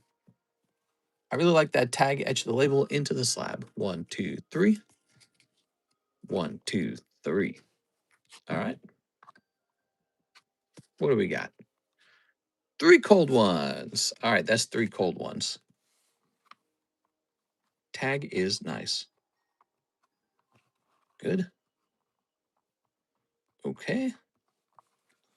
Sorry, Chris. Rough round there, man. I'm sorry. Let's see. I think I have one of those Charizards myself. So I know Legendary Charizard went into auction, so I'm very curious how it ends. Legendary Collection Charizard. And yeah. So he's talking about this one right here. All right. Pop 1, NBA Gold Pokemon, Legendary Collection Charizard, reverse rare. It's pretty good. The fact that it got the PSA cert of 1.4 means it's very recently graded. I mean, that's just crazy if you think about it. And how do they even reach that point? You know, like, do they know someone at PSA and they go there and have them look at it and say, can we regrade this? I mean, or did they pull it fresh or something? You know, did they really pull this just recently and it got like a perfect grade? Because if that's the case, that's pretty crazy, right? So that one's probably going to do pretty well. We're at 101,000 with 5 days left. Now, here's mine up here, and it's got that silver label on it. Look, see this? Oops, the silver. And so that means that there's going to be an issue on the card somewhere, maybe an imperfection like that little white dot there. But it's like you don't need that silver label to do that because you can literally just go take a look at the picture of the card, right? You know what I mean? Like, obviously, this one's an old cert, and if you flip it around, you can just go see for with your own eyes that there's problems with it compared to this one. Look, clean, clean, clean. Oops, clean. So you can just do that with your eyes. It's not that tough. Um, but I'm really curious how that ends.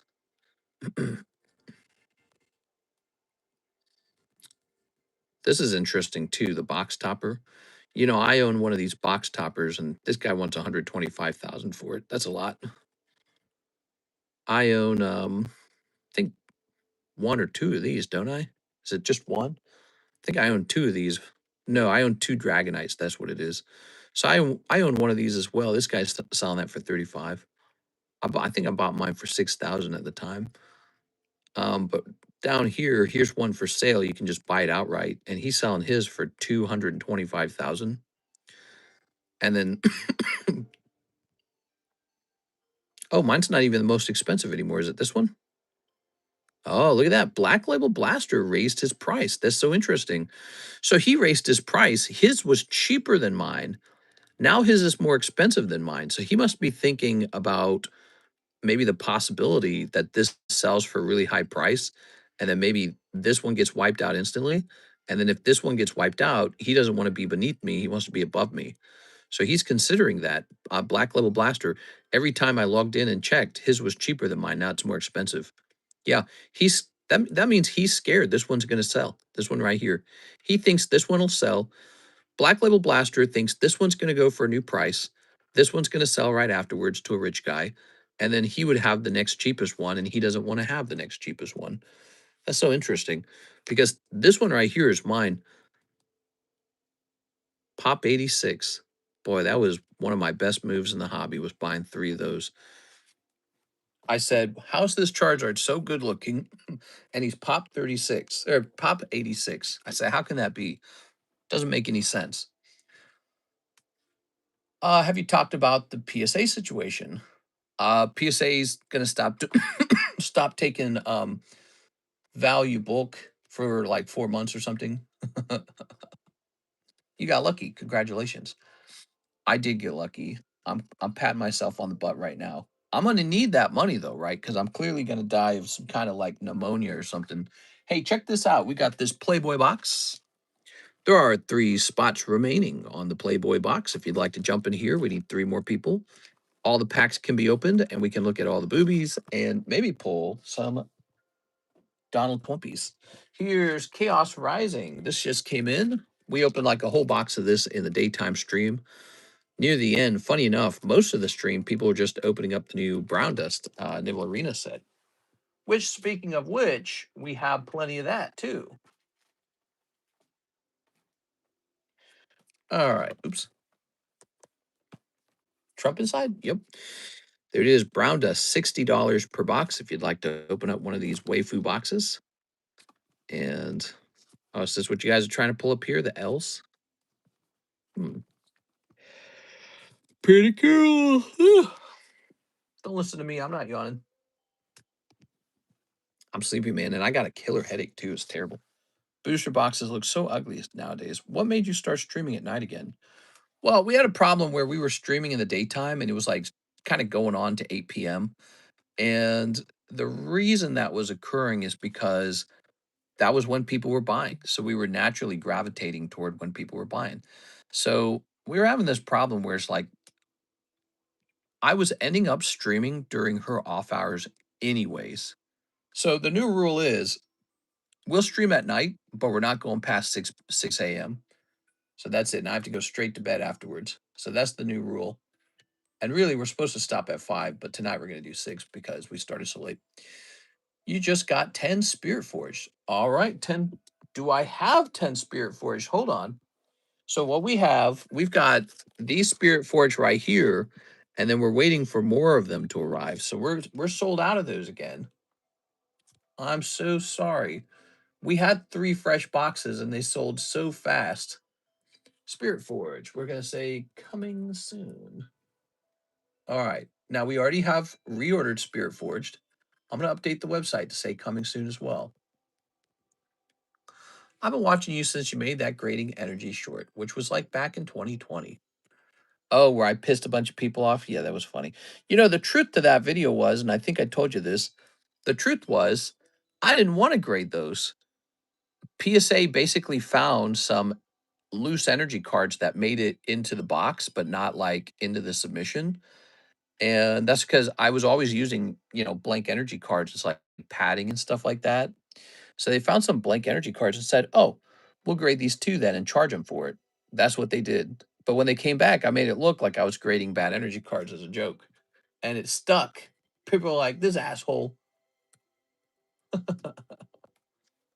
How many can I convert to Unleashed? Well, it looks like Riftbound was $8. So first we have to multiply, it was 8.5. First we have to multiply 8.5 times 6. So that's the remainder, right? You have 6 left. So that turns into $51. Now we divide 51 by 7. So you have room for 7 Unleashed. 1, 2, 3, 4, 5, 6, 7. All right, 7 Unleashed. We're about to run out of the Unleashed as well. It's kind of crazy. People were mad telling you that's why PSA takes too long to grade because of this guy. Yeah. When in reality, what was really going on was PSA kind of ripped me off, upcharging me on 2 cards that were very obviously not meant to be graded. So it was really a different story about being ripped off by PSA. But it was still a pretty funny video to make, and it made a lot of people pretty angry. Can you do 8? Let me see. So it does say there should be a leftover at 0.28, right? So let's see. 7 by 7. You have $2 left over. Let me write you down for $2.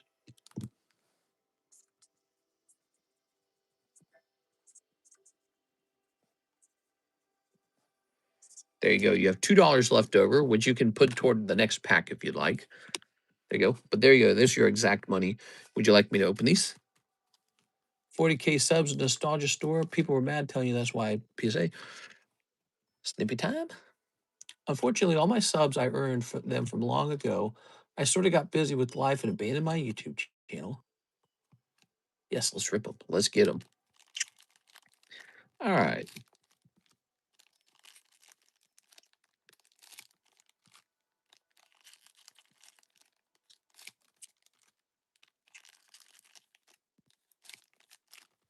Snipping this. Understandable. Hope all is well for you in life. When this year.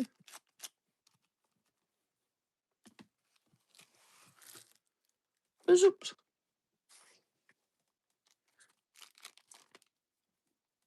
Here's Grim Apothecary. We've got Evelyn Ivern. Here's Keeper of the Hammers.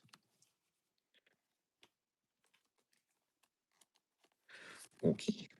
Keeper of the Hammer. Wow. That must be a really important one. What's this? Here's Combat Experience, Katarina, Catalina Sauce. Here's Vile Ma. Ooh, Vile Ma. Not to be confused with the Unvile Ma. And Void Salt. Ooh, Void Assault. Not to be confused with Void a Pepper.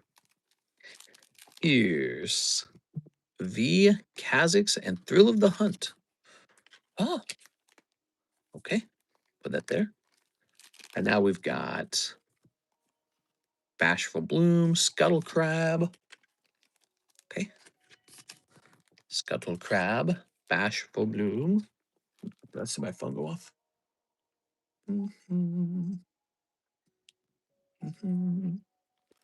Put that back. All right. Here's Arise. Whoa. Arise. Blade Dancer. We've got the Riftbound base set coming soon, by the way. Did you see that? Okay, we're missing one.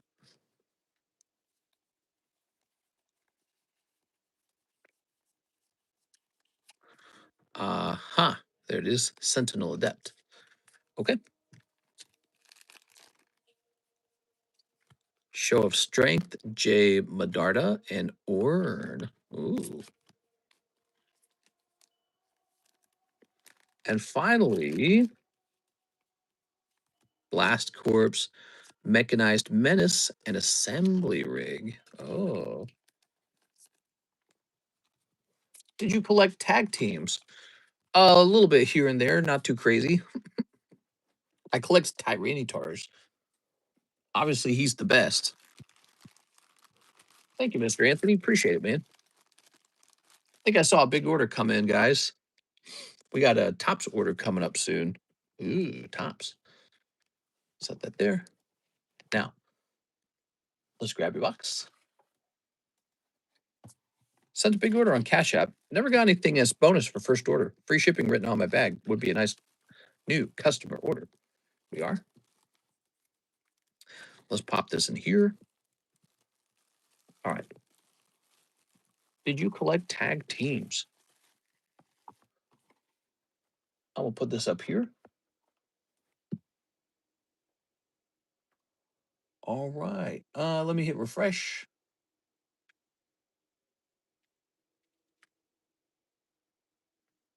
Let's see. It's Mr. Michael Shaline. Is this actually your first time order? I thought we had an order from you before.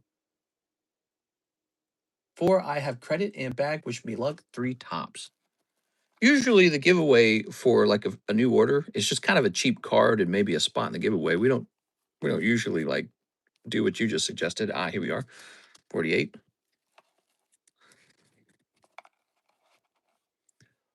I made an order as well. Dang, time flies. Yes. So here you are, Mr. Michael. I ordered a half a jungle pack as my first order. Oh, I see. Excuse me. Let's go grab 3 Pokey Tops. Okay. I will say your order's pretty large, but usually, yeah, we just do a little nice card giveaway. It's not like free shipping or anything like that. Just trying to get you some nice ones here, so we're testing them a little bit. All right, so we got 3 nice ones. Put this in here.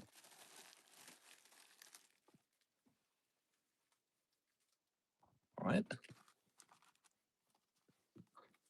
Mister, is there a pack split? Yes, here's the pack split over here. Very nice. All right. I'm going to toss this now. And now let's open these up. You ready?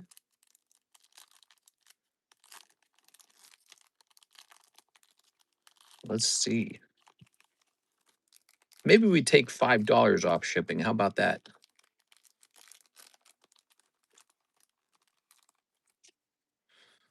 Let's throw that away. What are we looking at here? You ready? Ooh, look at that, guys. Wow. Beautiful, man. So crazy. Crazy how little stickiness there is. That's what's so crazy about these Topps cards. Quite good. But you know, they're not always like that. We've actually opened some of these, and 1 or 2 of the packs were non-sticky. I mean, they were sticky. That's what I meant to say. Yeah, 1 or 2 of these packs have been sticky. We don't know why that happens. It's weird, isn't it? I think it's like they're positioning in the box or something. I don't know. Not a king. One of my favorite 151 Pokemon. Why is this so hard? Come on, man.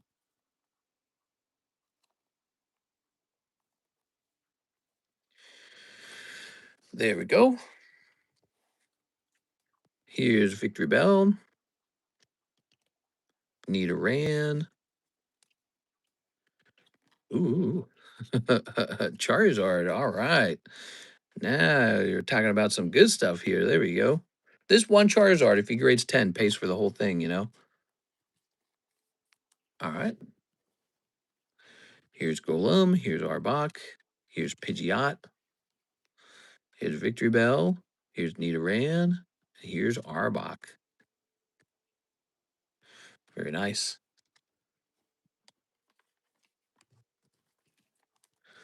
Pop these in here. I love y'all chilling here. It helps me get through some rough times. So the stream is often the highlight of my day. Oh, very cool. You are. Yeah. Yeah, people going through some rough times, man. I told you I showed up late to the stream. I'm talking to my brother-in-law, and that guy's got like issues on issues on issues right now. I don't know how to reach him.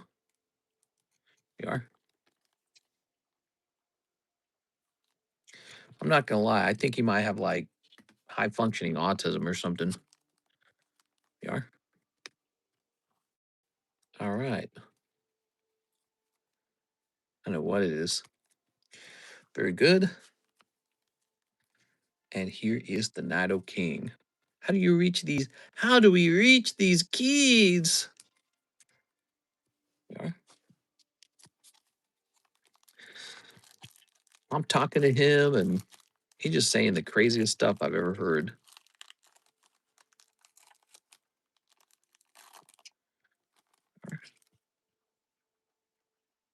Okay, Parasect. What we got? Oh, look at that. Comes right off. Wonderful. Wow. Dramatic, beautiful. Too bad it's not Charizard, huh? Okay. Yeah, he's like 33. He's 33. He was pretty normal when I met him like 14 years ago. Karis and I have been together for a long time now. So it's been 14 years. We are. He was just kind of a young guy, and he had a job at McDonald's, and he was a bit quiet, maybe a bit shy, didn't have a lot to say. Actually, it was the first thing I thought about him when I met his family. Was He would sit at the kitchen table and not say a word. That was like unheard of in my family. We all talk so much. You know, in my family, you would fight for a turn to be heard, but he would just sit there and be really quiet. And I was like, that's odd. Well, it's been 14 years later, and he's just been fired from his job at McDonald's that he kept for 14 years. And it's like, ooh. And it's I was hoping maybe that would be like an opportunity even for him to try something new in life. But nah, he's like, I'm just gonna play games. I was like, you can't do that. So it's like this thing, I guess. I don't know. It gets worse, you know. It's he has really severe religious beliefs, like really bad, and it's like bordering psychosis, and I don't really know what to do about it.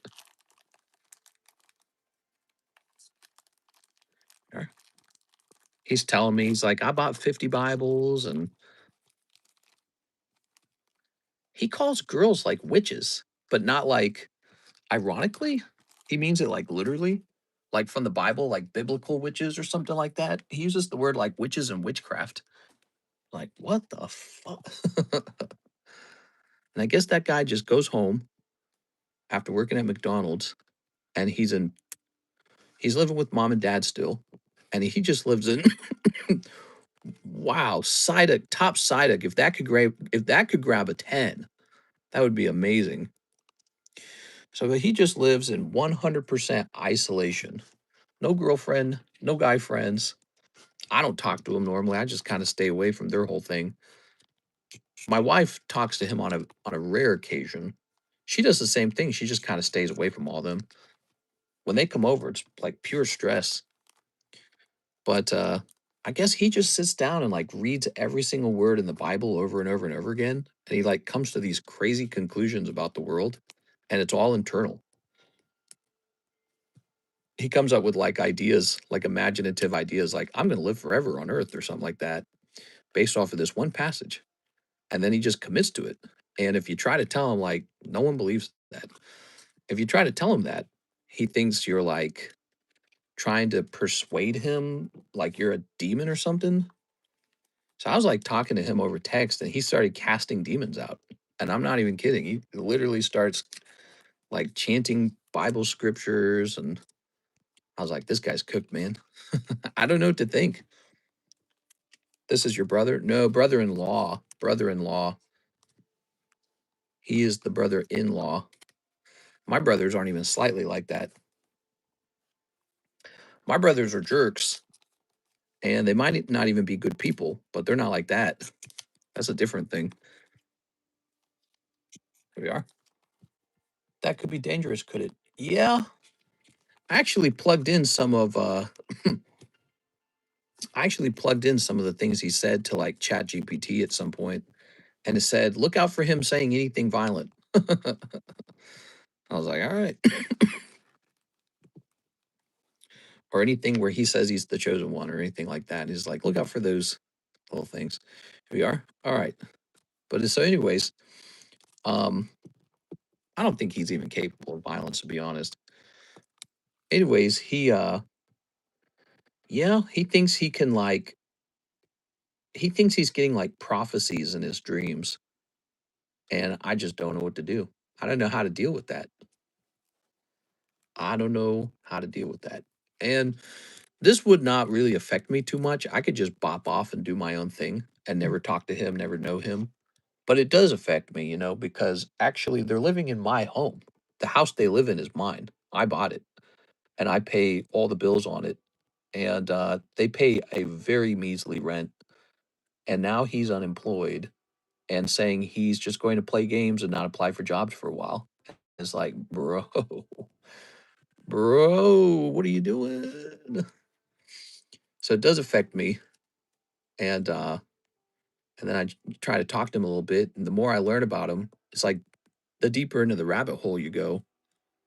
So I talked to him for a while over the last couple of days, and it's just totally crazy, man. Sent for a pre-grade, says Mr. Wow Mikey. Yes, sir. All right, well, let's take a look at that. Pre-grade the Charizard, the Charmander, the King, and the Duck. All right. 1, 2, 3. So the one you chose not to pre-grade was the Parasect, it looks like. Okay, let's take a look at these. Service him an eviction notice. I know, but it's like, I kind of don't want to do that because he would just actually go homeless. And I don't want him to just go homeless. Like, I don't hate the guy. Look at that. So, got a little lip up there. That's my first thought. You will want to flatten that out, which it is fixable. That is flattenable. I think my conclusion about him is he has got to have autism. That's got to be it. I've always suspected it. He's never going to get diagnosed. He's never going to go to a doctor and officially get a diagnosis. I think he has autism. And that autism has now converted over to like really fringe religious beliefs. He thinks instead of dying, he will like turn invisible and live forever. And so now you guys know my messy story, my family story that's going on, my in-laws. He thinks everyone else will die because they're like impure and he will live on forever because he doesn't ever break the rules in the Bible. And it's like, no one teaches that. Like, none of the religious leaders teach this stuff. So my thoughts are with this card, you've got a lip here, you've got a dot here, and some speckles here. I think you have to correct this lip. If you don't correct it, I don't think it passes. I'm giving it a 9. Now, if you do correct the lip, if the lip is corrected, I would give it I would give it a, well, how's the centering? Yeah, so if you do get the lip corrected, I would give it a 10 minus. 10 minus if the lip is corrected, okay? All right. Someone's got to wake him up. Nice to see you, brother. Good morning. Okay.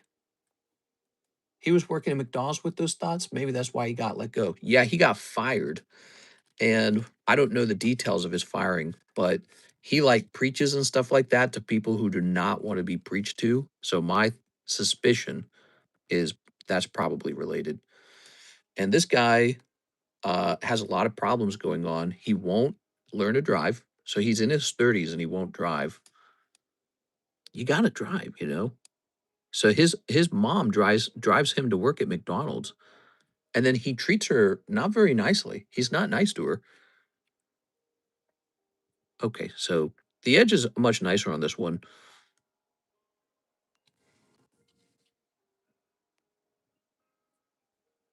These cards are very tricky to pre-grade because they can turn into a 9 for almost any reason. It is. All right. He got fired for putting little Bibles in people's McDonald's bags. It's very possible that he was not very well liked. And then he did one thing wrong and they said, oh, good, you're fired. Here it is. Okay. All right, what's next? So the Psyduck is next. And my immediate attention is drawn to some of these little issues on the surface. So you got a little bit here, a little bit here, a little bit on his forehead, a little bit under his beak here. Okay. So we're going to go ahead and rule him out from being able to grade 10 just for that reason. Okay. Sounds like it's raining outside. What do you guys think of all that? Probably preaching on the job. Yeah, so he's like gone off the deep end on religion. He's real deep into it. The other thing is, yeah, like he has this belief that he's pure, everyone else is impure. He keeps calling people like dogs and stuff like that. He's like, they're like dogs. And I was like, what do dogs do? All right, you're getting the free grade on the Parasect. Are you ready? All right. So I am seeing a similar issue on the Parasect. On his big claw, you can see the claw has a shiny on it. And I believe that that is going to cause him to fail the 10. Okay.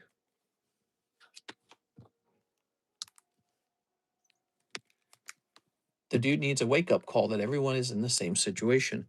Yeah, I'm trying to do that with him, but instead, he's like giving me prophecies that, like, if I have a child, it's going to, like, give Karis complications or something like that. She's going to die, bro. It's like, God told me that in my dreams. It's like, okay, crazy, dude. And now, of course, if Cares does have complications or something, he will believe that he's like some wise prophet or something. That's the wildest part. So he's like this guy who, in the social hierarchy in society, he's maybe at the very, very bottom. No girlfriend, no girlfriend, never had sex. Ah, here we are. We have a notch on the back. And yet he talks like he's above everybody. That's what it is. He talks like he's above everybody. Everyone else is unholy. He is holy. And it's so disconnected. It's hard to talk to him even. Like, I don't want to talk to him. But it's like, this dude needs to get back to work because he's just living in this house, not paying rent now that I pay the rent on, which I've had that scenario twice now. Here we go. Who opened this? This was our good friend, Mr. Michael Shaline. Michael, so pretty rough. We got a 9 on the Charizard, but it could be a 10 minus if you fix that lip. A lot of these look like they had little surface issues on the front. So those are all 9s. The Charmander seems to be a 10, but remember, top's just grade 9 for any reason at all. Did I see anything else that was interesting? Here's this Arcanine. Here's this Ninetales. You get 2 more free grades. Okay, so you're getting a total of 3 free grades. That'll be $9 of value. All right. How about that for the free one? You get 3 free grades. We did the Parasect. Okay. Anyways, there's a last part to the story. This guy doesn't really take care of himself at all, which you might be surprised by. Maybe you were anticipating that. You've got a bad corner here, and then there's a black dot right there. So I'm going to show you the black dot. So he's about the age of 33, right? And he's lost just about all of his teeth. He's got 2 little teeth left in the front of his mouth, and that's it. And so when he smiles, he looks like a guy who's been doing drugs for a while. And so he's here telling you, well, God talks to me. He starts like casting demons, and I prophesied this in my dreams. And by the way, I'm not looking for another job. I'm just going to take a break from work. It's like, and I won't learn how to drive, and I won't see a dentist. I don't really know how you deal with someone like that. Like, do you just go nuts on them? Do you just like go crazy? Like, hey, I know my mom would have gone nuts. She'd have been smacking the hell out of him. She'd have been like, nah, we're not doing that. So this has print lines running down here. And the parents don't talk to him. Yeah, so this is part of it. So the mom is pretty much just scared of him at this point. And the dad, he's been working for McDonald's for 14 years, right? Well, he doesn't keep any of the money. He gives 100% of his money to his dad. And then the dad spends it on himself. So he didn't save a dollar for him. Of course, the dad didn't save a dollar for him because the dad thought, well, the world is ending in January, which, by the way, now it's May. So the dad's always like, the world's about to end. The dad also thinks he's getting prophetic dreams, which is where he got the idea from. The brother got the idea that he has prophetic dreams because the dad also thinks he gets prophetic dreams. Here it is. All right, there we go. So this guy's in serious stinky doo doo, life wise, and I can't talk to him without ending up in a fight with him because he's like, well, you're a sinner, you don't believe in God, bada bada bada, bada bing, bada boom, and then he has like a million reasons why he shouldn't have to like get his teeth fixed. I'm like, bro, you gotta get your teeth fixed. I was like, you gotta get your teeth fixed because how are you gonna get an interview at a place other than McDonald's unless you get your teeth fixed? And I told him I'll give him $4,000 to fix his teeth, or it might have been 3,000. I told him I'll give you $3,000 to start working on your teeth. He just doesn't want to do it. I was like, oh my gosh, dude, it's stressful, man. And so the mom's scared of him, and the dad's receiving money from him. So what interest does the dad have in having him change? The dad probably doesn't really want to shake the boat, and he kind of likes. I think he relies on that money basically. I don't think the dad works that much. I actually don't know what he does. I don't know what the dad actually does for work or how many hours he gets. All I know is he collects his son's paycheck, and that's his paycheck after he receives it. All right, Michael Shaline. Michael, I gave you 3 pre-grades to help you understand which cards could have a shot at a high grade. I think we ended up with just this Charmander looking good. What did this card had? It had the black dot here, and he had a back corner back here. And then this guy, he's got a print line down here. The family in general is complicated. Nothing we can do. Yeah, I feel the same way. But on the other hand, I also don't want to be trapped in a scenario where I'm paying their mortgage indefinitely. So something has to happen. So that is part of the problem. The brother was contributing to getting the mortgage paid. By the way, they have a mortgage of $500. It's almost no money. It should be like $900 to $1,000.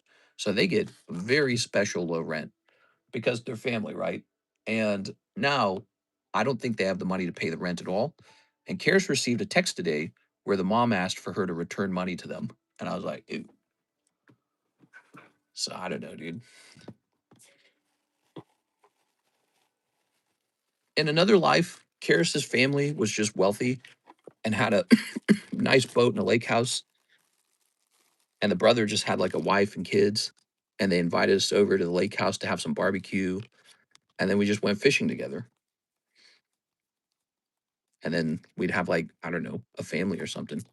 Not that I can complain because it's not like my family was normal. We are, but my family also doesn't ask me for money, and I don't pay my family's rent ever. So there is a difference. Is the Pikachu break still open? In fact, it is. All right. Religion sounds like it screwed up that family. Yeah, I have a pretty traumatic religious experience with that family. Karis's father was wealthy, literally. He was an inheritor of like over $1 million.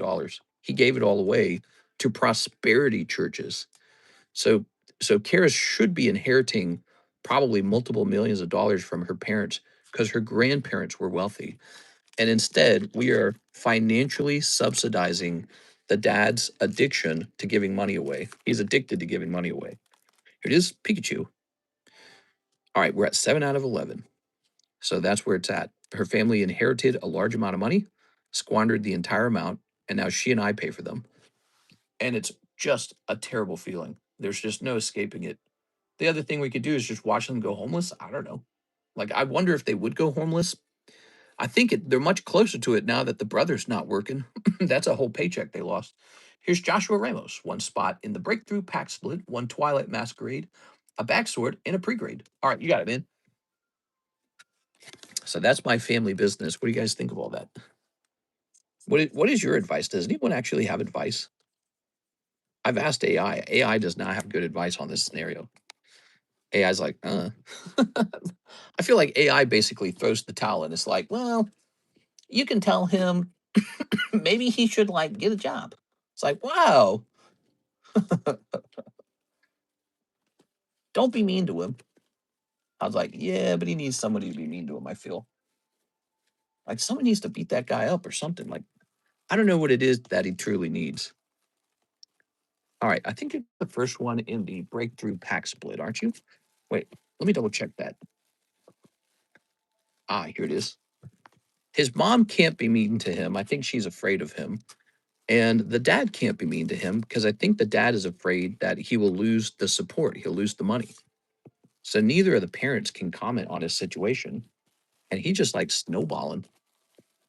And now he doesn't receive that paycheck either. So now it's like even worse. There it goes. Quip's dad and brother need to meet me. They trying to send me to hell themselves. What? Bro, send me some free money. Yeah, I mean, if he had sent me his paycheck for 14 years, you know what I would have done? Invested it for 14 years. He'd be like, he'd have like $500,000 right now. I'd have just invested the whole thing. But the dad just kind of endlessly threw that money out, I assume. He consumed it. He didn't invest any of it. So I don't know what he did, but he clearly didn't invest any of it. And now this guy has lost his job, doesn't have a penny to his name, won't fix his teeth, even though I told him I'll pay for it. I told him I'll pay for it. You don't have to wait. You can start now. He's like, nah, I'd rather have no teeth than look like a crackhead. Like, bro, I can't. How do I reach these keys? It's real bad. I mean, if you saw him, you'd be like, yo, that guy's got something going on. It's real bad.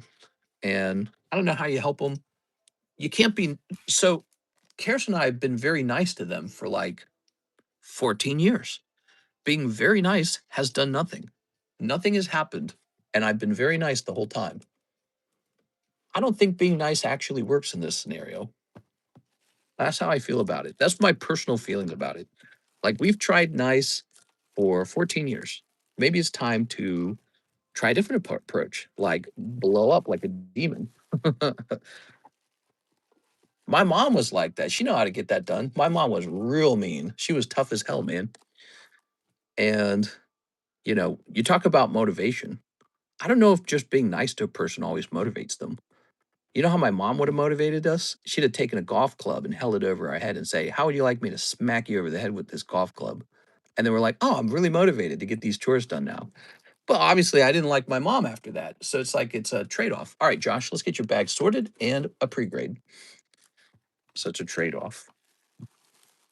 You end up not liking the person being mean to you, but boy, it can be pretty motivating sometimes. So I don't know. Here's Applin. You got some hollows. You got some EXs. You can use these EXs to get a spot in the current trade break, by the way. Bax Caliber. I like the penguin. How do you motivate somebody that doesn't want to be motivated genuinely? Hasselhoff. Altart doggies. Let's see. 10 minus on this guy. I'll put this in the hollows pile. Fletchling. Okay. You got a nice Gyarados. That's got a 10 on it. This Altart. Put this in the pile. These have been graded. Another Bax Caliber. Meloetta. I'll put that there. No, no, no. Gaifu's get a no. Okay. Here's some more hollows. Some more junk. Another EX. Some of these. I remember you giving them money for medical bills. Yeah. So this keeps happening. They keep getting in trouble and struggling, and we got to watch them struggle, and it feels terrible. And yes, we have some money, and it feels very bad, actually. It feels extremely bad. I don't know how to describe it. It feels extremely, extremely bad. Yeah, it's like we just kind of want to live our lives and not have to take care of someone else. Yeah. All right. The worst part is they like judge too, like the dad's like, "Yeah, you going to hell." It's like, "Oh, okay, and here's our money." They have beliefs like that where it's like, "Well, you're not saved unless you're a Christian." What shall we grave? I like the Baxcalibur a lot. The dad's not as harsh actually as he is. The brother is now the harshest religious family member. This is cool, but I don't think you're going to grade that. The brother is by far the harshest, and I feel like he's this person who is projecting. I think he is projecting because he doesn't like himself. He's smart enough to know he doesn't like himself, and so it makes him feel better to sort of project his issues, maybe the self-hatred, onto another person. And I think he's doing that to his mom right now. She's struggling with I think she's pre-dementia. I think that's what's going on with the mom. I think she's pre-dementia at this point. Ooh, these are both nice, man. You got some nice Bax calibers. I would give these some easy 10s, man. All right, cool. Just let me know when you want to trade them in. I got $2 for each of them. No, I'm just kidding, obviously. All right, so here's 10s for each of these. Beautiful Bax calibers. He does sound like someone who's never been hit. Well, I don't think the dad ever treated him like a son. I don't think he did. I think he treated him like, "Hey, will you affirm my religious beliefs, please?" So I think the dad wanted him to be like his audience, or like, I don't know how else to describe it, but like a cult member. Like, "Hey, join my belief system so I feel like it's real." All right, so we got all these EXs, and the brother went and did that. He believes all the crazy things that the dad believes now. God's talking to you. He's talking to you in your dreams. So imagine this guy is like prophesizing to you. Modern prophecy, right? That's a real good thing. Modern prophecy.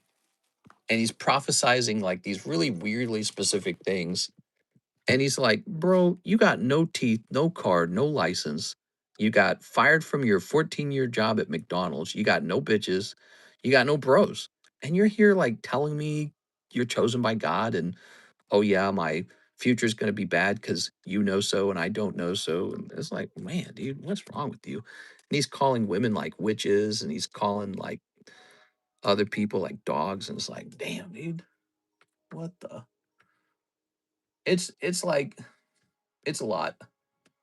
I don't know how to deal with it. Here's Jack Gray. One waifu shuffle, two other shuffles. You got it. Did you scrap my store credit? Also, how many spots left in the XY? Hello, Mr. Wowmaki. Yeah, so I assumed that the store credit was used up. Oh, come on. Oh, it's slipping away. Come on. Ah, here it is. Michael Shaline for 48. And your order was for, you bought 3 packs, right? Yeah, so that adds up to 600. Okay. That isn't God talking to him. Yeah, but see, if you say that to him, he'll believe that you're actually a demon trying to convince him God doesn't talk to him. And he says, oh, alarm bells going off. This is a demon. So he'll be like, you gotta, there's demons watching. He said that to me. He said there's demons watching. I'm like, what are you smoking, dude? He goes, all right, you ready? And then he started like quoting all these Bible quotes, like, and God said, I will cast them out or something like that. And I was like, Jesus, dude. My line with helping out family is it has to be specific food, car repair. I never hand out cash. How many spots left on the XY pack? Yeah, so the XY pack has 8 spots remaining. We have Josh and Eric in there so far, and there's 8 spots left. All right, Acerola. Oh, we pulled that out of the waifu shuffle. That's a good one. The Acerola is a cool one, man. And price. Oh, yes. So here it is. That's the breakthrough break. Is $14 per spot. What do you say when he's saying that, mister? Do you just sit and listen? No, I push back on it. I say, how do you know that your dreams are prophetic? What if they're just dreams? You know, like I say stuff like that. And he does not take it well. And then it's really tense. It's really tense. But tonight I was harder on him tonight a little bit. I was like, man, it was after he was like prophesizing like bad things about me. And I'm like, what are you talking about, dude? It's like, well, I can see the future. You can't, you're not a believer. Who believes this stuff? Who thinks that way? It is. And if you say something that he's got like 500 Bible quotes to throw your way. Yes, well, God said that he would open the eyes of the believer and close the eyes of the deceiver. You know, quotes like that, crap like that. Wow, look at this Acerola, man. I would have just completely ignored him. You know what, Tammy? That's what I did for like 14 years. I didn't really talk to this guy at all for 14 years. And now he is jobless and the money situation is a very serious issue. So now I am talking to him.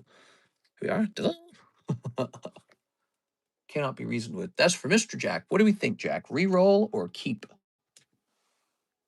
Now it's a money situation. And it's like, oh, I don't know if I can remain uninvolved. Keep. Isn't the biggest sin pushing it on others too? Yeah. He was talking about how, so he doesn't like Muslims or something like that. Right. They're competing religion. And he, I would tell him things. I'd say like, well, how do you know? I'd say something like, how do you know Allah's not real and your God's the wrong one? I would ask him a question like that to get him thinking. And somehow he would go down a rabbit hole where he's like, yeah, all those Muslims are dogs and they're gonna burn in hell. And it's like, wow, dude, there's so much hatred in those words. I was like, I don't remember that part of the Bible. But then he would go quote something like, and the Lord cast them into this, or something like that. All right. I'm airing out the dirty laundry, I guess. But that's what I'm dealing with these last couple of days, actually. And it's tough talking to him. You guys get to hear all the minor details of my life, I guess. 1, 2. You're my bartender, and I'm the one having a drink. Tell your barkeep your troubles. Ooh, not gonna lie, I would have just gave up. We are. All right, two cold ones. But that's okay, Jack. You got a really good wife and shuffle. Congrats. I don't think you can get through something like that. Yeah, it's tough, man. You ever do the Snorlax gym break? Yes, I did. Nicholas Pacheco won. According to the Bible, the demons are watching. Yeah. All right. So what's next? Ooh. And if God's real, may he strike me down where I sit. Oh, nothing happened. Jack Woodworth, he says, one breakthrough spot, one pokey shuffle. All right, Jack Woodworth, Mr. Jack. Lightning does come crashing down. No, I'm just kidding. Here we are. I've known a lot of Christians growing up, right? Like I knew a lot of Christians growing up. And this is not like that. This is like some fringe, very extreme thing that only can occur like because of his lifestyle where he just goes to work and then he goes home and his dad's got like these really fringe beliefs and his dad just reinforces them over and over again for like his entire 30 years of living with his dad. One pokey shuffle. Didn't you say your mom was an extreme Christian? Yeah, so I dealt with it in a different way in my family. She was Catholic, super devout, super devout. And the problem with her is she believed it's better to sort of beat a child into doing what they're supposed to do rather than letting a child do a sin. So she had the kind of this extreme view that, hey, you know, if you sin, you're going to hell for sure. And she's like, I can't let my children go to hell. I can't let my, you know, and I think she was OCD. I think she had OCD for sure. That was for Jack Woodworth. Thanks, man. Now we have Michael. He says for 7 of the 8 spots. I think it's done. I think you may have just finished it. Here you go, Mr. Michael. I got a custom. XY is sold out. All right. 1, 2, 3, 4, 5, 6, 7. Yeah, for her, her problem was like extreme violence, I guess. She was real violent. 1, 2, 3, 4, 5, 6, 7, 8, 9, 10. Like child services, come take all your kids away, kind of violent. That was her deal. She thought she was doing the right thing. All right. But their stuff is very different. Their lives are like falling apart, but they think they're like chosen by God or something like that. And the world's coming to an end and Three Eye Atlas or something like that. And man, can't escape it, dude. Can't escape it. It's like this thing that's smothering. And like I said, it's as much as you want to get away from it, it's like, well, now there's a financial play. There's a financial situation going on. All right. Got any other packs apart from Breakthrough for breaks? Yeah, I got all kinds of packs. Got tons. Your mom raised you right.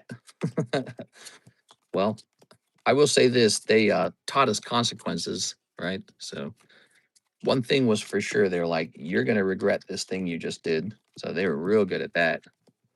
And now they don't see me. Yes, you can take punishing your child too far. That's the lesson. Dad had the Filipino side. Yeah, dad was Filipino. My dad wasn't that bad. There were some things he wasn't good on, but he got in trouble for other things later. So he's kind of criminal. Bad parents all around. All right, give me a number. All right, I'll see you guys tonight.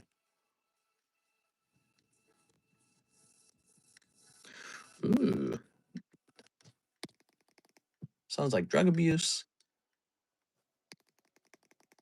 Lucky 7. All right, 1, 2, 3, 4, 5, 6, 7. Thanks for the number. I think I heard Kira's clinking around out there. It is 6 a.m. in the morning. No more orders, guys. No more orders. All right.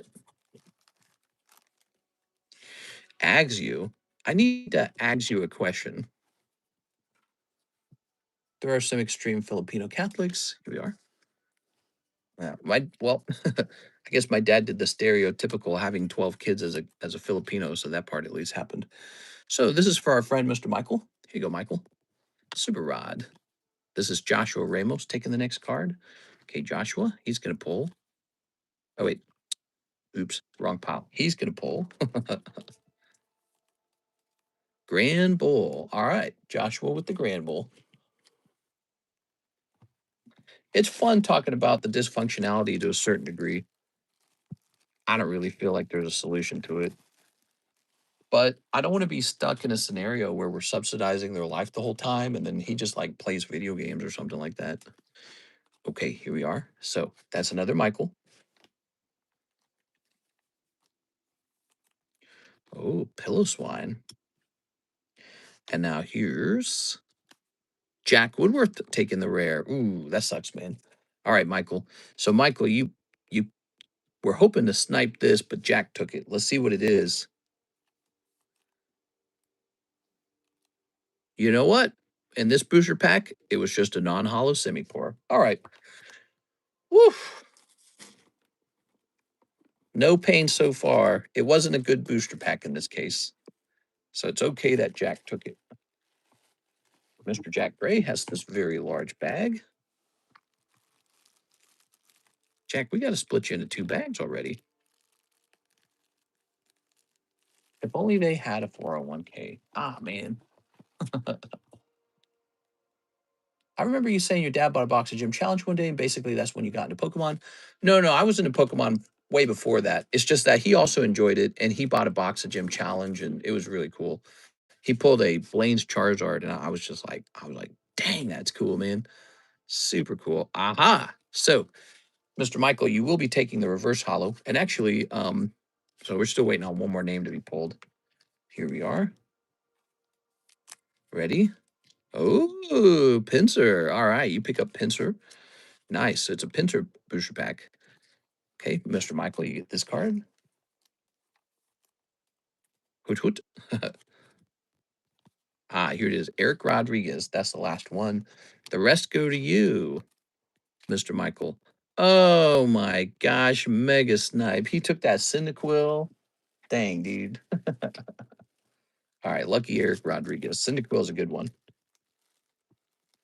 All right, that's too bad. All's fair in love and Pokemon breaks, though. So the last 3 are yours. We got Axew, Remoraid, Spiritzy. How does the breakthrough pack thing work? Wrong bag. That was for me. Oh, I put it into the wrong bag. We might want to put it into the correct bag. All right, we're going to correct that for you, all right? Put this here. Good catch. Good catch. Sorry about that, man. Jack Gray. Jack Gray may not be the same guy as Jack Woodworth. There we go. All right. Jacob Chickering. Jacob something. Jacob. Did you need a new bag? We chat. Jacob Chickering. Jack Gray. Jacob. Jacob. I suspect you need a new bag. Is that right?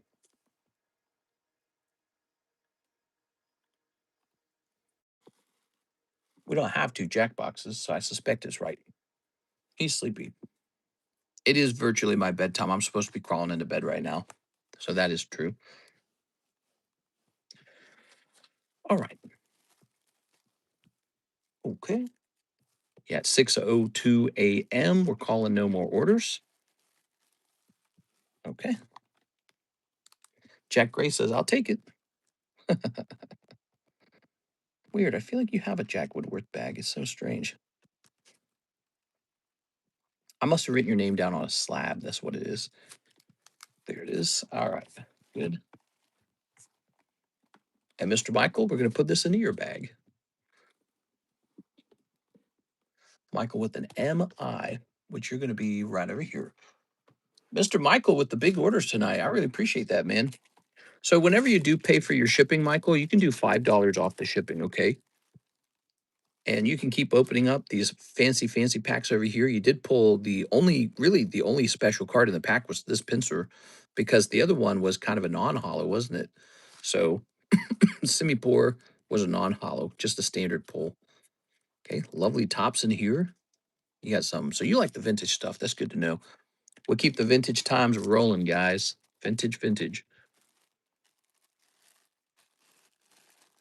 I thought I had a small bag, but nothing important. We'll keep an eye out for it. We'll keep an eye out. Maybe I put you in one of the wrong JA boxes.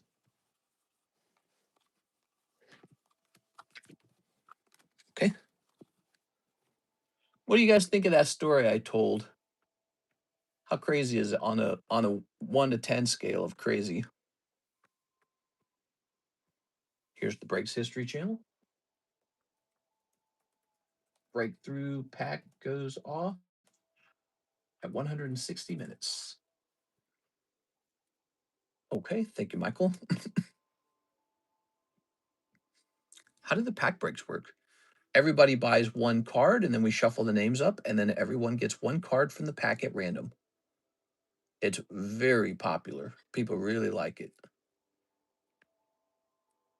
All right, it looks like we have Riftbound Spirit Forge times. Wait, did we already do this one? Hang on here. These orders are a little confusing. It looks like you ordered 10 Spirit Forged. Is that right? Did you mean to did you mean to do that? Anthony Paniagua. I think you meant to buy Unleashed, right? Because we're sold out of the Spirit Forge. Let me go back into the website and fix that, okay? I may not have fixed that on the website yet. Happy to support the stream. Been watching every stream for 6 years. Finally have some money to spend after getting hit by a car. Damn, dude. That is rough. We're glad you're okay. We're still with us. All right. Well, if you're looking for anything specific to open, feel free to reach out and tell me what your passions are when it comes to card collecting, because I don't mind helping you. All right. JP, you stateside or motherland? Motherland. So we're going to say Spirit Forge out of stock. All right. Hate that happened to you, but glad that you survived. So getting back over here, Mr. Anthony, I think you're going to have $87. Is that right?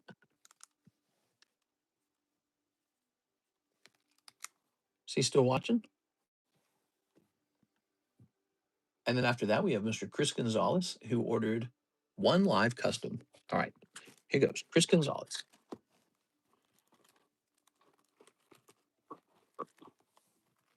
Homie, hope I'll be back in Philly by the end of the year. 1, 2, 3, 4. I almost died. 5 months in the hospital, learning how to walk again. Money's okay, but I'll never be the same physically again. Dang, dude. Here we are. That sucks, dude. All right, this is going to be Chris Gonzalez. Chris? Okay, grabbing this. All right. I'm popping that over there. We'll put this in here as well. But we're happy to have you here hanging out, man. We'll be back on, obviously, tomorrow for the daytime stream.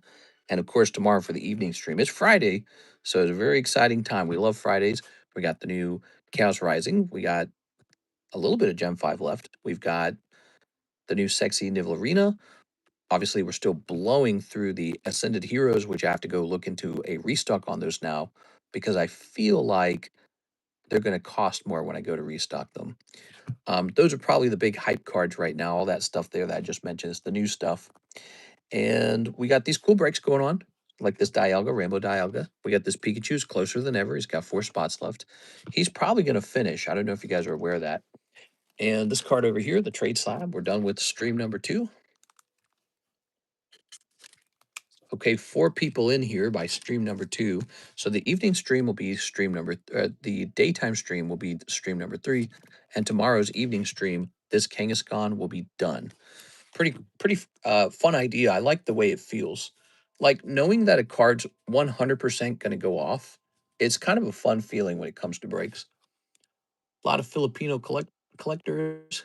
Yeah, I was talking to my wife about that. Actually, I was talking to my wife about she cooked chicken adobo tonight, and it was terrible. She was cooking, it was terrible. And, I remember we were just having some funny conversations about, her being a Filipina or something like that, and I said, "Oh, yeah, you're my Filipina wife, and we have 7 children already." And I told her, I was like, "Why did my dad have like 11 kids?" I was like, "Is that like a Filipino thing to have a bunch of kids?" And I speculated. I was like, "What if Filipinos just love having sex or something?" Like if you believe, people can have certain traits. What if doing it's a trait for some people, some groups doing it a lot, like bunnies? And that's not a bad thing, is it? That's kind of a healthy thing in a way if you think about it. That's part of like a very earthly natural health. But it's a fascinating thing, isn't it? Some groups have a lot of kids. All right. Did I run out of credit? Says Mr. Chris. Well, Chris, let me look real fast. We are all done. Here it is, Chris. Yes, it says you got 0 credit right here. It also says you asked me to consign your Iona Wattrell, and I have to get Pack Gives Pikachu as well. All right. So I appreciate you guys being here tonight and listening to my crazy story. And I guess I'm going to go relax now, and I'll see you guys tomorrow. Okay. See you later, everybody.